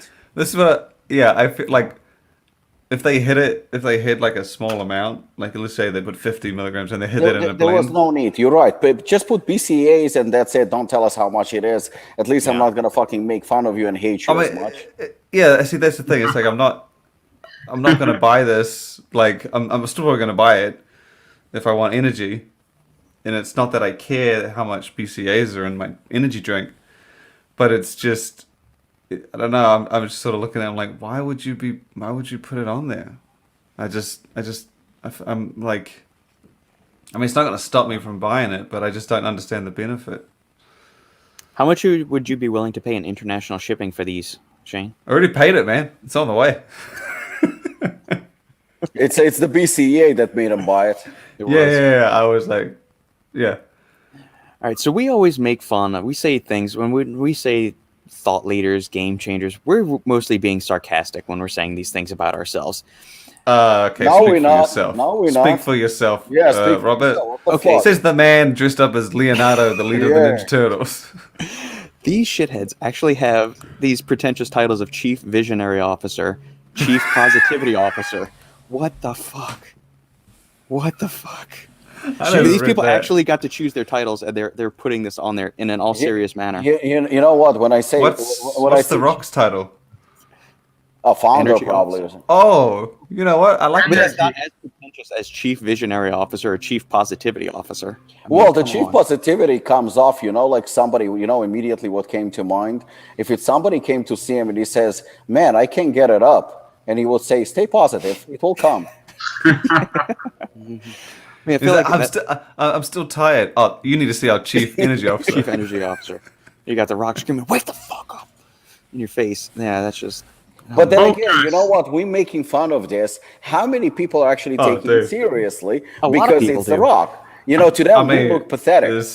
Yeah. We look like a bunch of fucking idiots. This guy's rolling in it, selling Yeah, 250 100%. milligrams of BCAs. He doesn't care. Yeah, it's just when you start labeling yourself that way, just every time we say it around here, it's tongue in cheek. It's very much tongue in cheek. I'm gonna change my signature in my email. Yeah, when people have that. From whatever the hell it says, I'm gonna change it to something like this. Good God. Happy Shane. Here Yeah. I come. Chief, I don't know. Chief Sweet Officer. Captain No Carb. Captain No Carb. Yeah. Chief No Carb Officer. We can do that. Cheap Carbs Officer. you CCO. There we go. 2 deals. But- So did you order from Muscle and Strength, Shane, or did you order from Muscle? Fuck you. Yeah, you Muscle got from Farm, and Muscle Farm don't have it on their site. This is it exclusive? It must be for like maybe it's set. I don't Okay. know. I can't imagine them keeping this thing exclusive to an online retailer. Yeah, I wouldn't think so. It was a good deal when they launched too. $3 for 2 cans. I grabbed mine straight away. Oh shit! It's Robert. Hi. Sandy made that comment. She says, "Isn't it amazing how in superhero movies and comic books, this makes people not understand who in the world they're talking to, and the second it's gone, they're going, oh, it's you now." Yeah, but that's one of those Hollywood Something about things. my It's one of face. those like where like you accept that stupidity, and it just Yeah. becomes a part of the story, and then people can use it in other movies. It's like Yeah, it's like the scary black movies. horn-rimmed glasses with Superman. Yeah, it's like horror movies when they're like, "Oh my god, he's chasing me." I'm like, I don't know, call the fucking police, go in the middle of the street, Yeah. and then they're like on the street, no one's there. And I'm like, well, this is ridiculous. There's always someone in the street. Chips Ahoy. So do we know yet? Like, because I remember when they released I don't- this way back, I don't know. back in 2016, 2017. I don't know what this is. I know it must be important. That's as far as because Dan actually messaged this to me because I hadn't seen it. Oh, Oh, you damn. didn't see this back then? No. The Space Jam teaser thing. Yeah. I hadn't seen it when I don't know, I wasn't tagged or anything. I wasn't notified, and then 2 hours later or an hour and a half later, Dan sent it to me, and I was like, I mean, this has got to be something important based on that. I don't know what it is, but I very rarely get things sent to me from someone at the brand. So even though the teaser's vague, I think. Yeah. I mean, I don't think he even like the collaborations. He doesn't directly send me the info. I sort of wait till I see it. So this, I think, must be something of significance. Do you think it will be a supplement, or do you think it's gonna be an I'm only going off the fact that they've teased it, and that Dan said it was important enough to send me. So I have to think that if it can be bigger than a special edition flavor, it would be. Yeah. I could be wrong, but I'm just basing it off what little things I know. Interesting. Be curious to see what it is. I have to think it's a flavor. But as I said in the story, it's the interesting part is that it's not it's their first non-food collab flavor. Right. Yeah. Because G Fuel, like that was my example. They teamed up with Crash Bandicoot, and like these are things that don't have flavors attached. And then G Fuel's created a flavor for it. That's not something Ghost has done yet. Ghost hasn't like, I don't know. When you create a flavor for a movie, you have to give the movie a flavor. Mm-hmm. There's nothing there to base it on. Ghost has only ever done things that have flavors already there for them. Right. So I think this might be that. Maybe they will do like a Bugs Bunny flavor or something. You know it's gonna be like, it's not gonna. G Fuel would probably do one for every single fucking Looney Tunes. Yes, they would. Character. Be like carrot juice and. You'd get a Marvin the Martian. You'd get a fucking Tasmanian. You'd get all of them. But yeah, that's what it could be. So Bugs Bunny's carrots. It could be a carrot cake flavored protein. No, it's not. No, probably come on. Not. This is Ghost, so it's gonna be playing more into the nostalgic 90s Space Jam. Yeah. It'll be more just the whole general Space Jam thing. But did Don leak like any information? Is it gonna be like due to the old Space Jam or the newest one with the? That's what I'm saying. I think it has to be the old Space Jam. Better be the only Space Jam that exists. All of their collabs Michael have Jordan been one. that very nostalgic. Like Yeah. they haven't partnered with anybody that released a candy that became popular in the last 2 years. They've gone for those things that have been around for a while, which is why I think this was... Dan and Ryan are our age. Think about this. So when we're talking about Nutter Butter or Oreo or something like that, those are actual flavors, right? So you can taste them. They're actually sold over the counter at any supermarket, so you can see them. What is Space Jam like in terms of flavor? What is it? But that's what I was saying. That's what G Fuel's done. G Fuel did it 2 years ago, and when they partnered with Resident Evil, the game, they partnered with Mortal Kombat, they partnered with Free Guy, they've done it with Venom, the new Venom movie. They create flavors for things that don't have flavors. Which I think is cool for the perspective, but G Fuel, I would expect that from them, especially considering that Zero faith in Uncle Joe. My bad, sorry. Poor example. I think that it's cool because G Fuel. I mean, essentially, when I look at them, I don't look at them actually as a supplement sports performance company. I look at them more as a gaming kind of like a very unique space. So I'm 100% okay with it. With Ghost, it's a little bit trickier for me personally because I come from the era, and all of us here, even though I'm the oldest one, I miss TJ because I didn't feel this shitty, but we come from a very typical bodybuilding, working out, health, fitness, diet, training kind of environment. So we play different sports, all of us, and performance is very, very big, obviously, for us. And this is what essentially supplements are for. And I feel like a lot of companies kind of lost the kind of the track of what supplements are intended to be. When we're talking about game changing or something like that, and it has to do with the flavor, something is wrong with the industry. We're not in a flavor business. We're in a supplement business. Supplements that are supposed to help people perform better, lose weight, get energy, supplement the dieting, patterns and stuff like that. That's what we essentially are here, And when we call it out, like I'm pretty sure I'm gonna get, but I'm kind of used to it by now, a lot of heat for this. But the truth is, like, shut the fuck up. I mean, it's ridiculous. What are we doing here? We literally are we a supermarket? Are we in a business of candies? And what are we doing? I mean, that's like how flavor is important. Don't get me wrong. And I always say, like, with a pre-workout, I could care less. If a pre-workout is absolutely jacked, it's going to be very, very hard to flavor it. And I remember when Shane said the better pre-workout, typically, it doesn't taste the best. And I'm okay with it. I'm 100% okay with it. I see it myself. as one of those guys who would say that. When it comes to a protein or something like BCAAs, EAAs, or whatever, I would like it for it to taste good. Like, don't get me wrong, I don't want to fucking chug something that tastes like shit.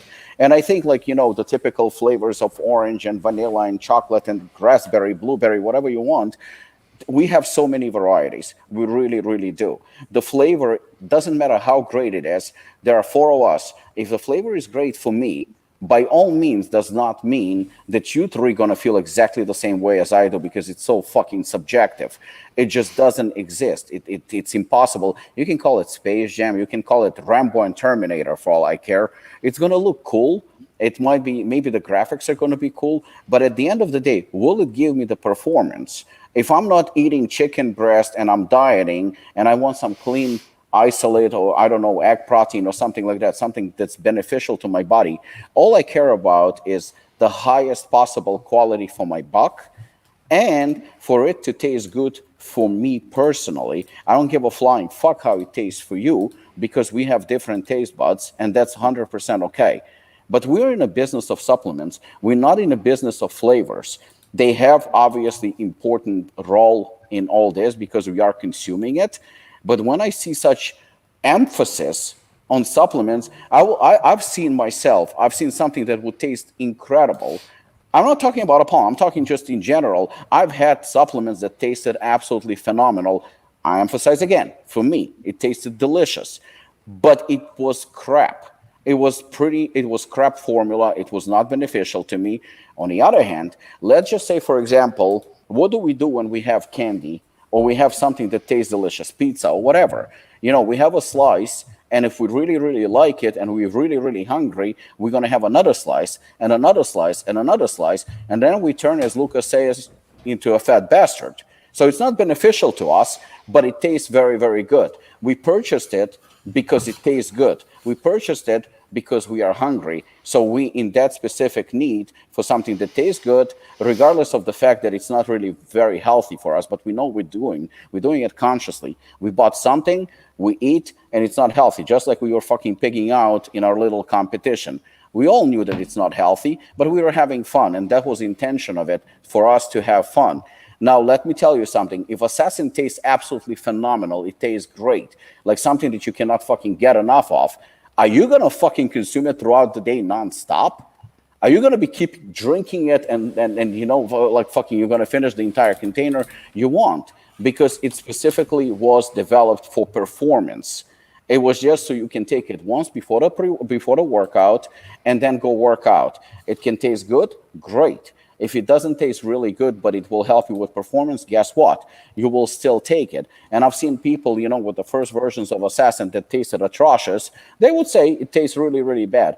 But the ones that were serious, they continued buying it. It developed the status that it did in terms of pretty much like a legendary pre-workout by now, not because of its taste. The taste was actually, I was making fun of it.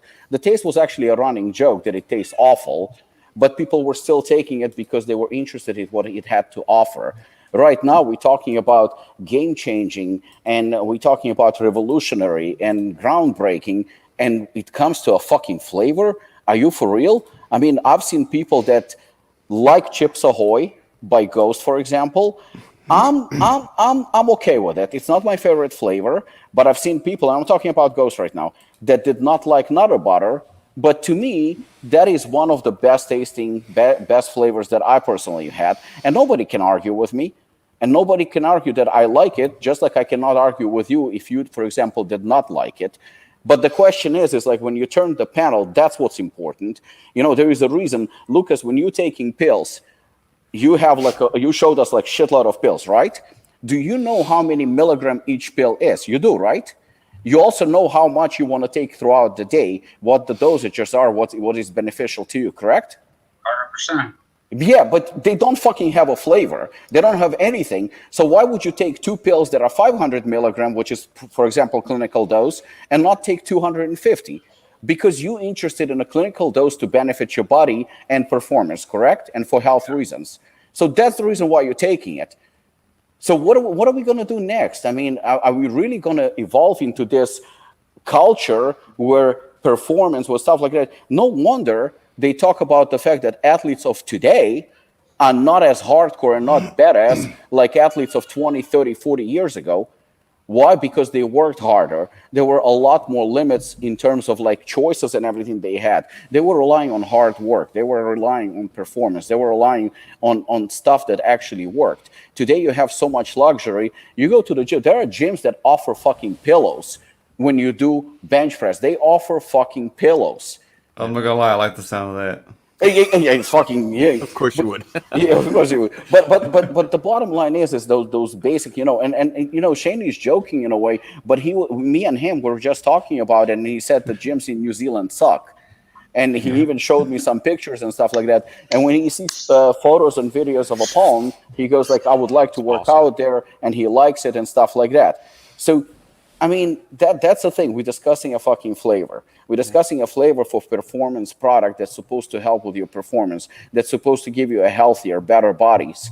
And we talked yesterday about the fact Lukasz just leaned out tremendously because he actually dieted and he works out and he's committed to it. Shane is following a workout plan and diet and stuff like that because he wants to be better. He has a certain goal that he wants to achieve. I'm doing the same thing. Like Jay Cutler, I believe, said a while ago. I think Lukasz, was it Jay Cutler who said, "You don't eat for the taste, you eat for performance," something like that, right? He did say it, but that's the role model. That's the way it should be. Yeah, you eat to live, you eat to perform, you eat to get better at what you do. And the whole fucking culture and everything just fell apart. And it's the focus is like not. Oh, okay. Which supplement? By the way, Shane, Hooker is right now. It's smashed? No, they're just starting right now. And that's, I think, where we're getting lost. And then, what's the point? Don't get me wrong. It's cool if something tastes cool. I'm naming some of the products with references to the movies and stuff like that. But I don't forget, I didn't put the name Time Cop and then put a fucking 250 milligram of BCAAs on it. Yeah. Can I bring up 2 points, Robbie? Sure. Okay. The first one, I guess, in reference to the game changing, I don't think Shane is saying that. No, I didn't say he did. Yeah. I'm just like, I want to make sure for the listeners that may not have read Shane's article, he's not hyping up the Ghost collaboration as game changing or anything like that. It's cool what they're doing, but I don't think none of us on the panel are saying it's a game changing thing. So I don't want them to do that. So that was the first thing. Second thing, to the flavoring thing. Yes, I would agree. Flavoring technology has evolved more, and there is definitely much more emphasis on things tasting good these days. In the clinical population, when one of the biggest hurdles for people is compliance, so getting them to take their medicines every day, whether it's for high blood pressure, high cholesterol, anything like that. The same thing you could maybe translate it into the supplement space, where if something tastes like shit, individuals may just like that hardcore mentality of, I don't care if it tastes good or not, I'm going to take it regardless. I think that is kind of starting to move out of the industry. And like to what your point says, that is an issue. But maybe by brands making things taste so good and putting more of an emphasis on that, it'll bring a higher compliance rate. So then they can start to derive better performance from those supplements. If something tastes good, like if flavor isn't a big thing for me, but if I have two products, one tastes like shit, one tastes awesome, and they both have the same profile, I'm going to go for the one that tastes better. So I'm going to have a higher compliance for that. Whereas something doesn't taste that good, but it's still well dosed, am I going to make sure I take it every day regardless? I think the average consumer would say probably not. But if it tastes really good, then they're always going to keep coming back to it. And that just turns into more profits for the company in the end too, I think. I could agree with you more, but at the end of the day, we have, and like you said, we evolved a lot when it comes to flavor, a lot. I mean, you cannot deny the fact that, forget about, collaborations and stuff like that when it comes to flavors. How many good flavors do we currently have? Oh, shit, that's it. Shane, he lost. That was quick. Yeah. What happened? Armbar? Yeah, I think he actually... Oh, look at that. I have a bet down, and the first one was Makachev by submission. Yeah, it was actually... No, his arm is fine. I actually thought he broke his arm because I don't even... Yeah, I don't even think that the... Oh, wait, it is over, though. Yeah, it's over. Yeah, first round. So you see, the thing is, like, forget about all the collaborations, Robert.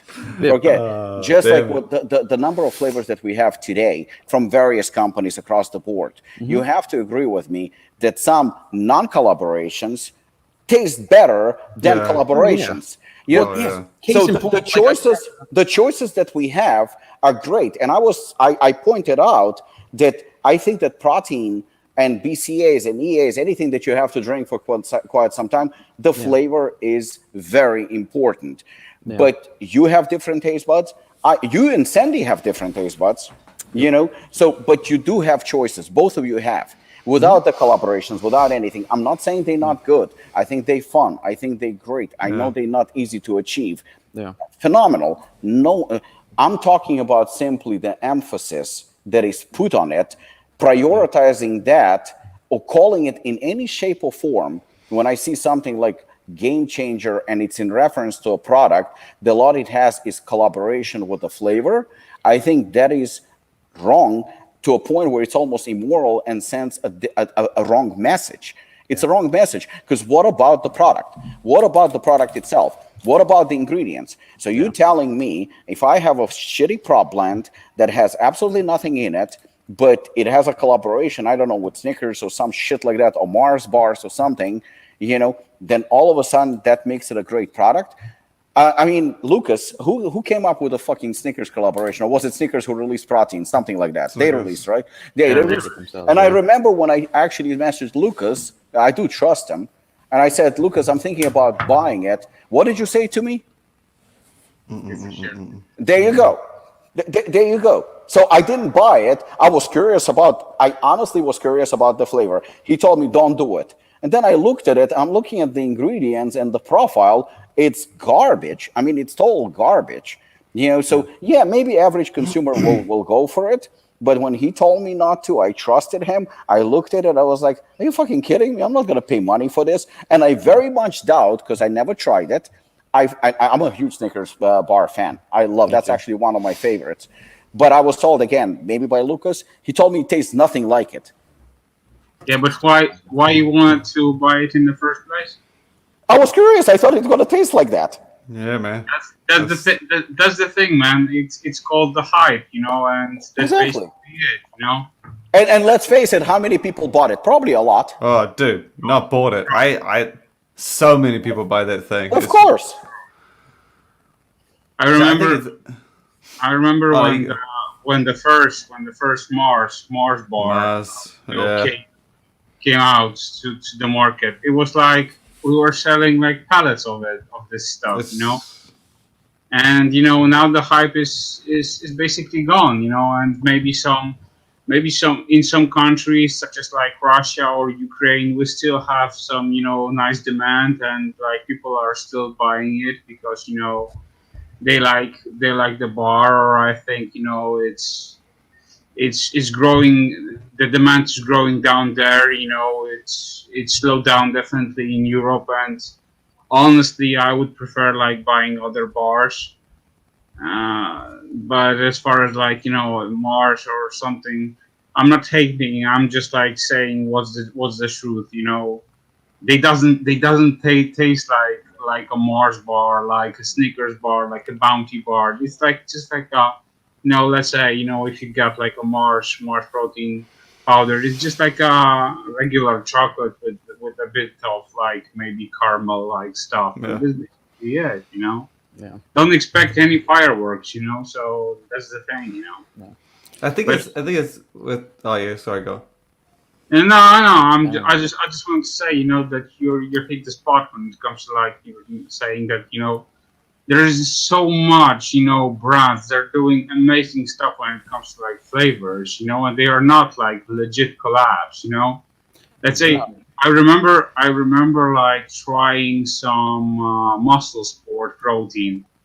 I just want to give these guys some shout out because I remember like getting some stuff from them, and I tried their protein. I was like blown away, and they had some like crazy flavors. And now they always like releasing some limited flavors and so on. I was able to try some. Also, like recently, I tried the Muscle HD, the Pro HD, maple and waffle. I was like, oh fuck, man, that's great. That's just the flavor is just miles miles ahead from like Mars Bar and like and other stuff. And I'm like, dude. So It's going back to the branded collaboration. So like I had Pink Star Blast. Primeval did their pre-workout and Apeshit in Pink Star Blast, and one other brand had done like a Pink Starburst kind of flavor. Sandy and I tried the official collaboration between C4 Energy and Starburst. The Pink C4 Starburst energy can flavor is not good. At least not to, neither of us liked it. And the other pre-workouts I've had that have riffed on that flavor and not done it officially taste better. It's not always, the collaborations aren't always up there. See, I think it's tough though. Like the collabs. Like I think the brand is it's not a knock on the brands. The brands can put as much tension on the flavor as they want. If they want to make I think it's up to people like us to be like someone who's gonna review it, or like we're not gonna come on here and say that this is game changing because of this, this, and this. But if we do, when it comes to like a really good pre-workout, we better say that's fucking world smashing. Yeah. Like I guess it depends. If you're constantly saying that flavors are game changing and this is game changing, but you didn't mention shit about like what it actually does, then it's going to come off that you put more importance on taste. So long as you're saying the flavor's game changing, but the performance is there, and this is still like this, and the benefits are great, then I think that makes sense, because it's just the interpretation of the brand. Yeah. Because Ghost puts out good formulas, and they also put out great flavors. So long as you're kind of commenting on both instead of just being like, 100%. This tastes fucking awesome, but not reminding people the most important part and the reason you're buying it is because of what it actually does, not necessarily how it tastes. So long as you keep reminding people of that, I think that's like key, because you can sometimes get lost, and people might just be like, oh, I don't take this to gain muscle, I just take this because it tastes like, I don't know, pink rainbows. Yeah, that's the thing, and Robic said it as well, perfectly, that, we are in this with the supplement industry. So we sell supplements, and, it's fun to see like, collabs, and like flavors and fancy marketing and so on. That's the inside part. Mm-hmm. The outside part. The inside part is like the, what the container should offer. So basically we are looking for good ingredients that will give you great performance and boost of energy and so on, and make your body perform better during your exercise, during your daily lifestyle, and so on. But when you have this additional things, just like good flavors, crazy marketing, it's appealing, and that makes our industry fun. But at the same time, putting the emphasis only on like marketing or like flavor profiles is not a good idea. And I want to say just one thing. I'm not bashing Ghost or any other brand out there that is like doing a crazy collabs with all these insane brands. Like Mars is doing his thing, and like Ghost is doing these crazy collabs, and Cellucor is also like with partnering with Starburst and so on. Yeah, that's seriously awesome. But just like, keep in mind, guys, that we live in the supplement industry, and we should focus mainly on the ingredient profile, and try to produce the best supplements out there, and not just like focus only on like putting a nice glare, a nice glow on a pig's face.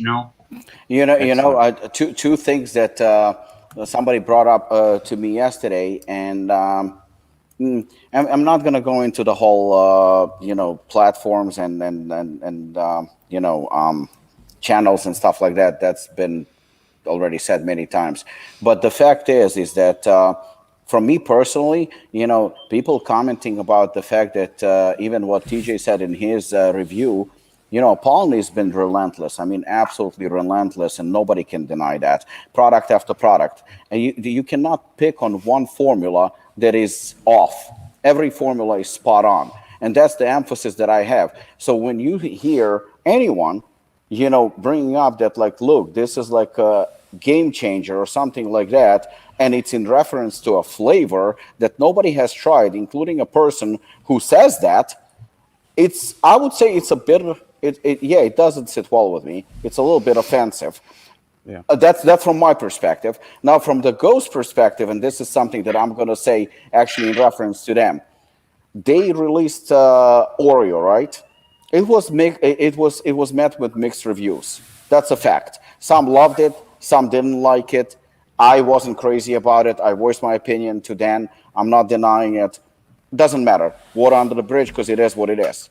Right now, they're about to release something that is, again, game-changing, but nobody has tried. Again, that's not the point. However, the point that I'm trying to make is that Ghost released a very, very, very good pump pre-workout. It's really, really fucking good.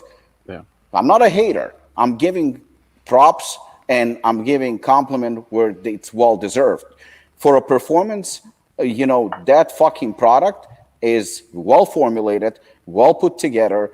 It delivers absolutely nothing bad I can say about it. Yeah. Now, ask me what flavors it comes in.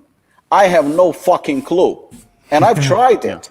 I've tried it. I liked it. I liked what it gave me in terms of performance. Yeah. It corresponded with exactly what I want. I remember it did taste good. So I'll say that. It did taste good. I have no idea what flavors they have.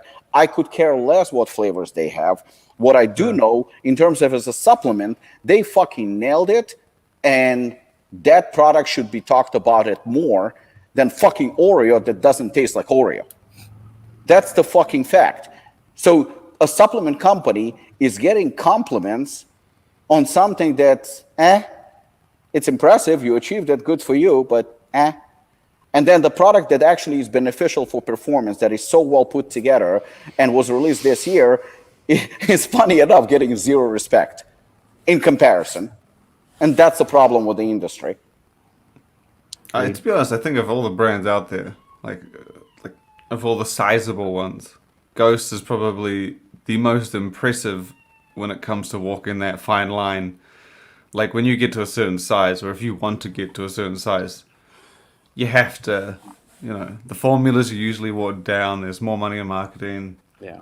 Ghost has walked like that line better than anyone, I would have thought. Like their formulas have been they've been as good as they were in the first time that they launched. Absolutely. Like they've always been as competitive, and they haven't changed. They haven't, like V2 came out, they didn't strip it down. Absolutely. They came out with a simple version and an advanced version. They kept it to the core. They don't really promote benefits. So like they have these, I like their approach. They're really trying to appeal to a huge audience, not put in fucking biceps and pecs on their tubs, not saying it helps build muscle. They're making it appealing, but they're also making it sure that you are covered when it comes to formulas. Yeah, absolutely. Like they're one of the best brands, I think, that walks the line between having that mass appeal and formulas. Because Robert, like, Apollon's never going to be able to appeal to, I don't know, someone who goes and buys Ghost Legend from GNC. It's a different person. Oh, yeah, it's 100% different person. But I'm not only do I agree with you, I'm actually going to go a step further and say, there are 5 or 6 companies. I mean, how many times, especially lately, I've been texting you guys and I say, okay, this is another company that I'm disappointed in right now. Again, I actually care about the industry. All 4 of us do care. We do love the industry. We don't say it. We actually back it up with how passionate we are. When we bash somebody, it's for a reason. It's not out of hatred. And we give somebody compliments because it's well-deserved. So I'm going to go even a step further. There is at least 4 or 5 companies that you very well know who I'm talking about that I'm extremely disappointed in because they actually watered down their formulas. I'm less impressed with what they've done a year prior or 2 years before.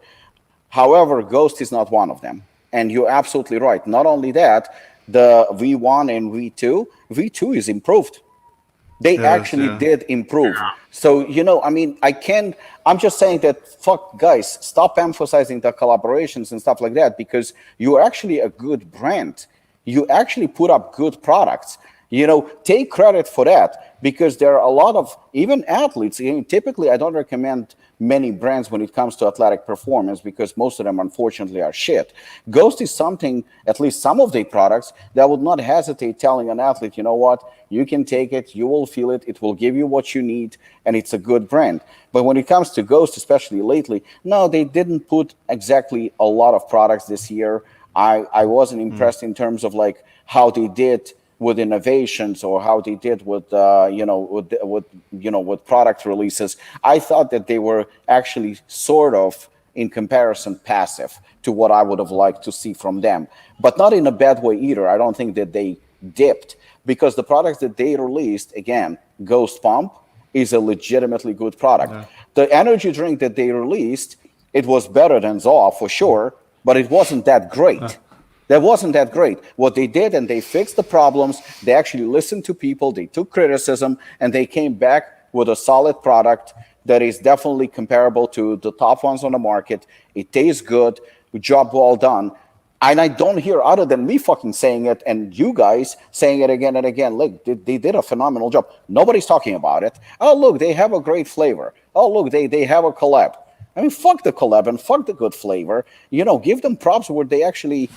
where it counts. They have solid line, and that is kind of like overshadowed by fucking kiss-ass wannabes that they have a game-changing fucking flavor. Fuck their flavors. I don't give a shit. They have good flavors even without the collapse, and they collapse. Some of them are actually good, and some of them are not so good. Yes, it doesn't matter. But can we talk about the pump? They pump formula, they pump pre-workout is easily, I'm not going to say the best, but I will say it's among the best. It's among the best. Yeah, Shane will say for you.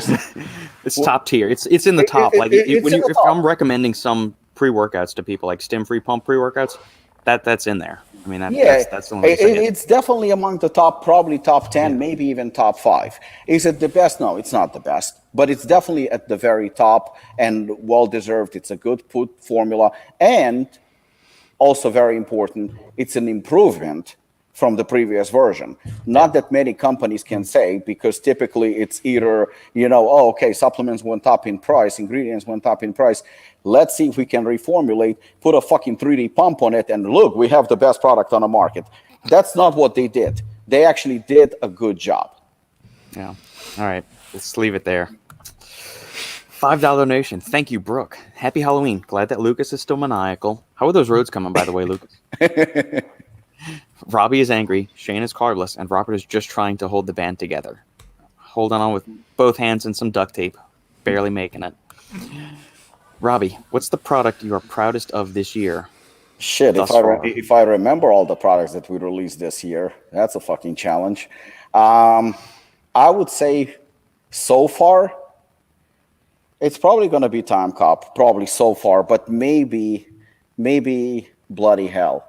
But the one that I'm the most proud of probably is the one that Shane helped me sort of, he knew about it, and it's a product called Over the Top that is yet to be released. I think that's the product that I'm probably the most excited.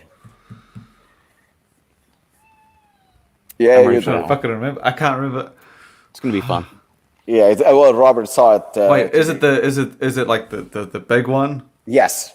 Yeah. Okay. Yes. No, I do remember. Yeah. I do remember. Yeah. Sridhar, Robbie, is there a reason Apollon keeps reformulating their pre-workouts given it's already great?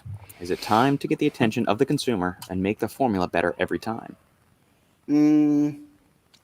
I think that I'm not gonna speculate or talk about the ones that we put together, like Hooligan and Assassin and stuff like that, because a certain reviewer told me, channel, that those products don't count because they limited release. So since they don't count, let's not talk about them.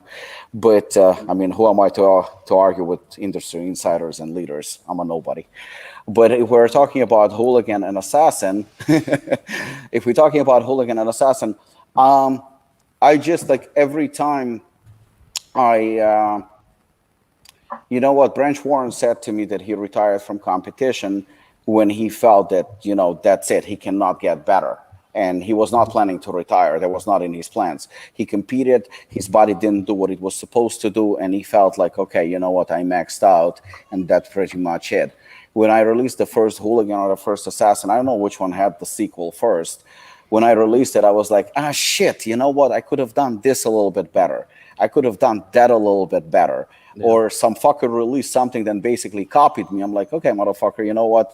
Since you're competing with me, I love competition. I love being challenged. Okay, let's do this. You know, I can do this all day, all day long. So it's not so much still competing with others. It's mostly competing with myself and knowing that I can do better. And it makes me proud of the fact that when we deliver something, there is not one ingredient that is going to come under question, like, why is it here?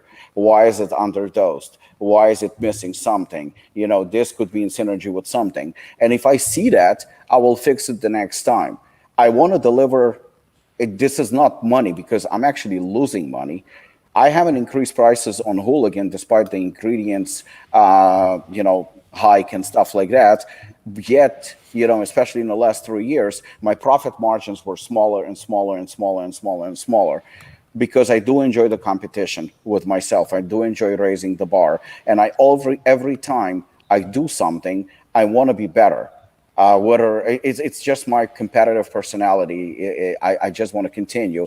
And my last fight that I had, I was the one who was walking around telling people I lost the fight. I won by knockout, but I was telling people I lost the fight because I lost each and every single round. And when I knew that I connected and, it's a fight, anything can happen, and I won the fight by a knockout, I literally hit the person 2 or 3 times throughout the entire fight, yet he was picking me apart for 3 rounds. That's where I knew, okay, you know what, I prepared. I gave my soul to the fucking devil preparing for that. I gave it my all, and I tried my best. It's just at one point or another, your body stops listening to it. We all have expiration date when it comes to performance on athletic level. I mean, Ronnie had that, Jay had it, fighters have it, everybody has it. And when I maxed out, I stopped. I knew that that's the day. Right now, I don't think I yet released the best possible assassin. And I will continue until I can no longer continue. And the same thing with Hooligan. I want to give people, especially the Apollon, faithful Apollon followers, fans of the brand, I want to give them the absolute best I can. And this is not marketing. This is not hype. This has to do with my personality, because if it was hype or marketing, I would get a trademark ingredient and fucking lower the dosages and I would be good to go. I just want to be the best that I can be. And I think there is still room to improve. There is still room to grow. And as long as there is, for example, a Hooligan Bare Knuckle, there was no plan to release another one this year. We're literally releasing 2 versions in the same year. And the only reason for that was VESA 6, because it was time to reorder. And basically, we were told that, it most likely comes to an end. And we had to reformulate. And so that was the only reason for that one. Other than that, it was just to raise the bar a little bit more. And it's not about more stims or more powerful or whatever. Just make the product better. And if you look at the previous version, it's actually very, very similar every time, because why change something that worked in the first place? But you can just make little improvements. And that's my focus. And that's what I want. I want people to discuss the performance aspects of the product. I want people to discuss like what it does in terms of if it's a pre-workout, and especially if it's something that like Hooligan, is it the same energy, long lasting? Is the focus there? Is it better pumps? I just want to get better and better, and I think that that's the way it should be. That's the reason why I also gave the same props to Ghost for making a better tasting energy drink and a better formula for the pump product, and I think that is the reason why they should be commended. Yeah. Awesome. Last call for any last second comments, questions, queries, or quips from the audience. We'll be hopping off here in a few minutes. Before we go, and to give them time to get any questions in, we got guys. Any Halloween plans? Well, we're locked out, so I ain't Halloween shit. But okay. Do y'all usually do? Is it like trick or treating usually a thing in New Zealand? It's like when I was growing up, like it wasn't like the whole street does it. But as I got like a little older, we took my niece and nephew out, and people started doing it a little more. But we'd always, I don't know if this is something you do, but my neighborhood is like, yeah, it's not fancy. So we'd always roll up to like the rich neighborhood. There's a place around here called Mansion Court. Yeah. And it's like fancy houses, and like literally everybody goes there to trick or treat. And you know that these the kids aren't from anywhere around here. Yeah. Because there's just so many filling this little suburb. And yeah, usually that's what we'd do. But this year, we've got a costume for Ava, but I think we might just try and set it up and maybe get her to come to the door and reenact as best we can with nobody. I'm going to see the new Halloween movie. There you go. Okay. Lucas? We don't have like Halloween parties and so on, or like Halloween trick or treat or so on. Yeah. So we basically are gonna, because we have like a bit different tradition in Poland. So we go to the cemetery on the 1st, and we just basically light a candle on graves of our like close friends, family members that pass away. So yeah, for All Souls Day. Yeah. That's basically what we're gonna do. So yeah. Good deal. And you didn't. That's kind of like Easter. How you were like, for Easter, you guys said you went over to you made something, and then you went over to your family. For Easter, we always do like the baskets with the that's right. You told me. With the eggs and so on. Yeah. Apollon has become one of the most respected brands, in my opinion, because of everything Robbie just said. Appreciate it. Thank you. Final thing, favorite scary movie? Oof. If you have one. Oof. When I was growing up, was probably, don't laugh at me, Nightmare on Elm Street. Yeah, man, the original one is good. The original one is great. Yeah, I really, really liked it. The newer ones, I don't know. Probably The Exorcist is my favorite. Yeah, the original Exorcist and the original Halloween. Those are my two favorites. Yeah, I don't know. It's what's his name? The one with Jack Nicholson.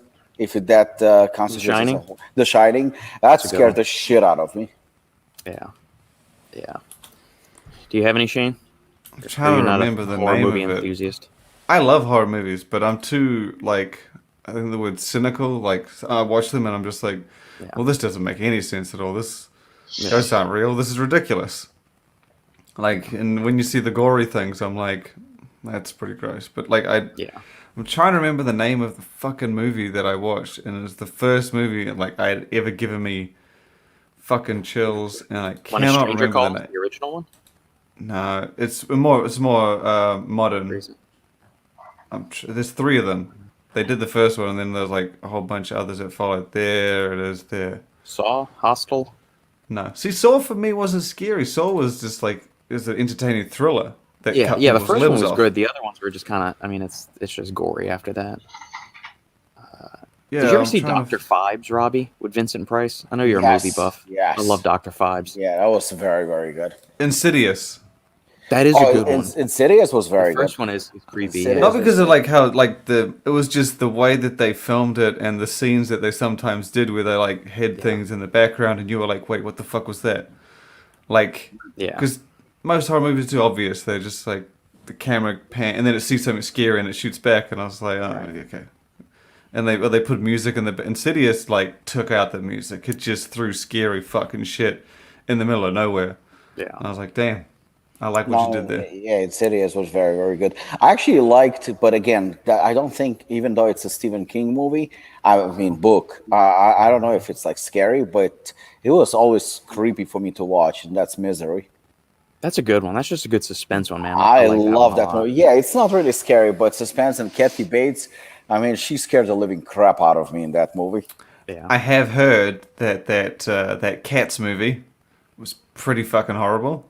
The one with Taylor Swift, and they were all pretty much 3D animated cat. That was based on the musical. Yeah. The Broadway. And saw how do you not? No one did, but apparently it was the most horrifying shit in the world. But honestly, were you surprised? I haven't seen it.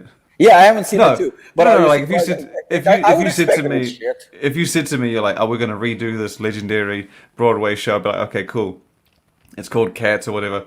Instead of just making these people, we're gonna dress them up as cats. I'm like, well, no, that sounds fucking ridiculous because any setting where you do that, it's just dumb. So I was like, when I saw the trailer, I was like, this is not going to go well. Yeah, whoever came to them and said, yeah, let's just 3D animate all of them in cat costumes, had to have been high on something. Let me go even further. Do you have any interest watching it? I don't.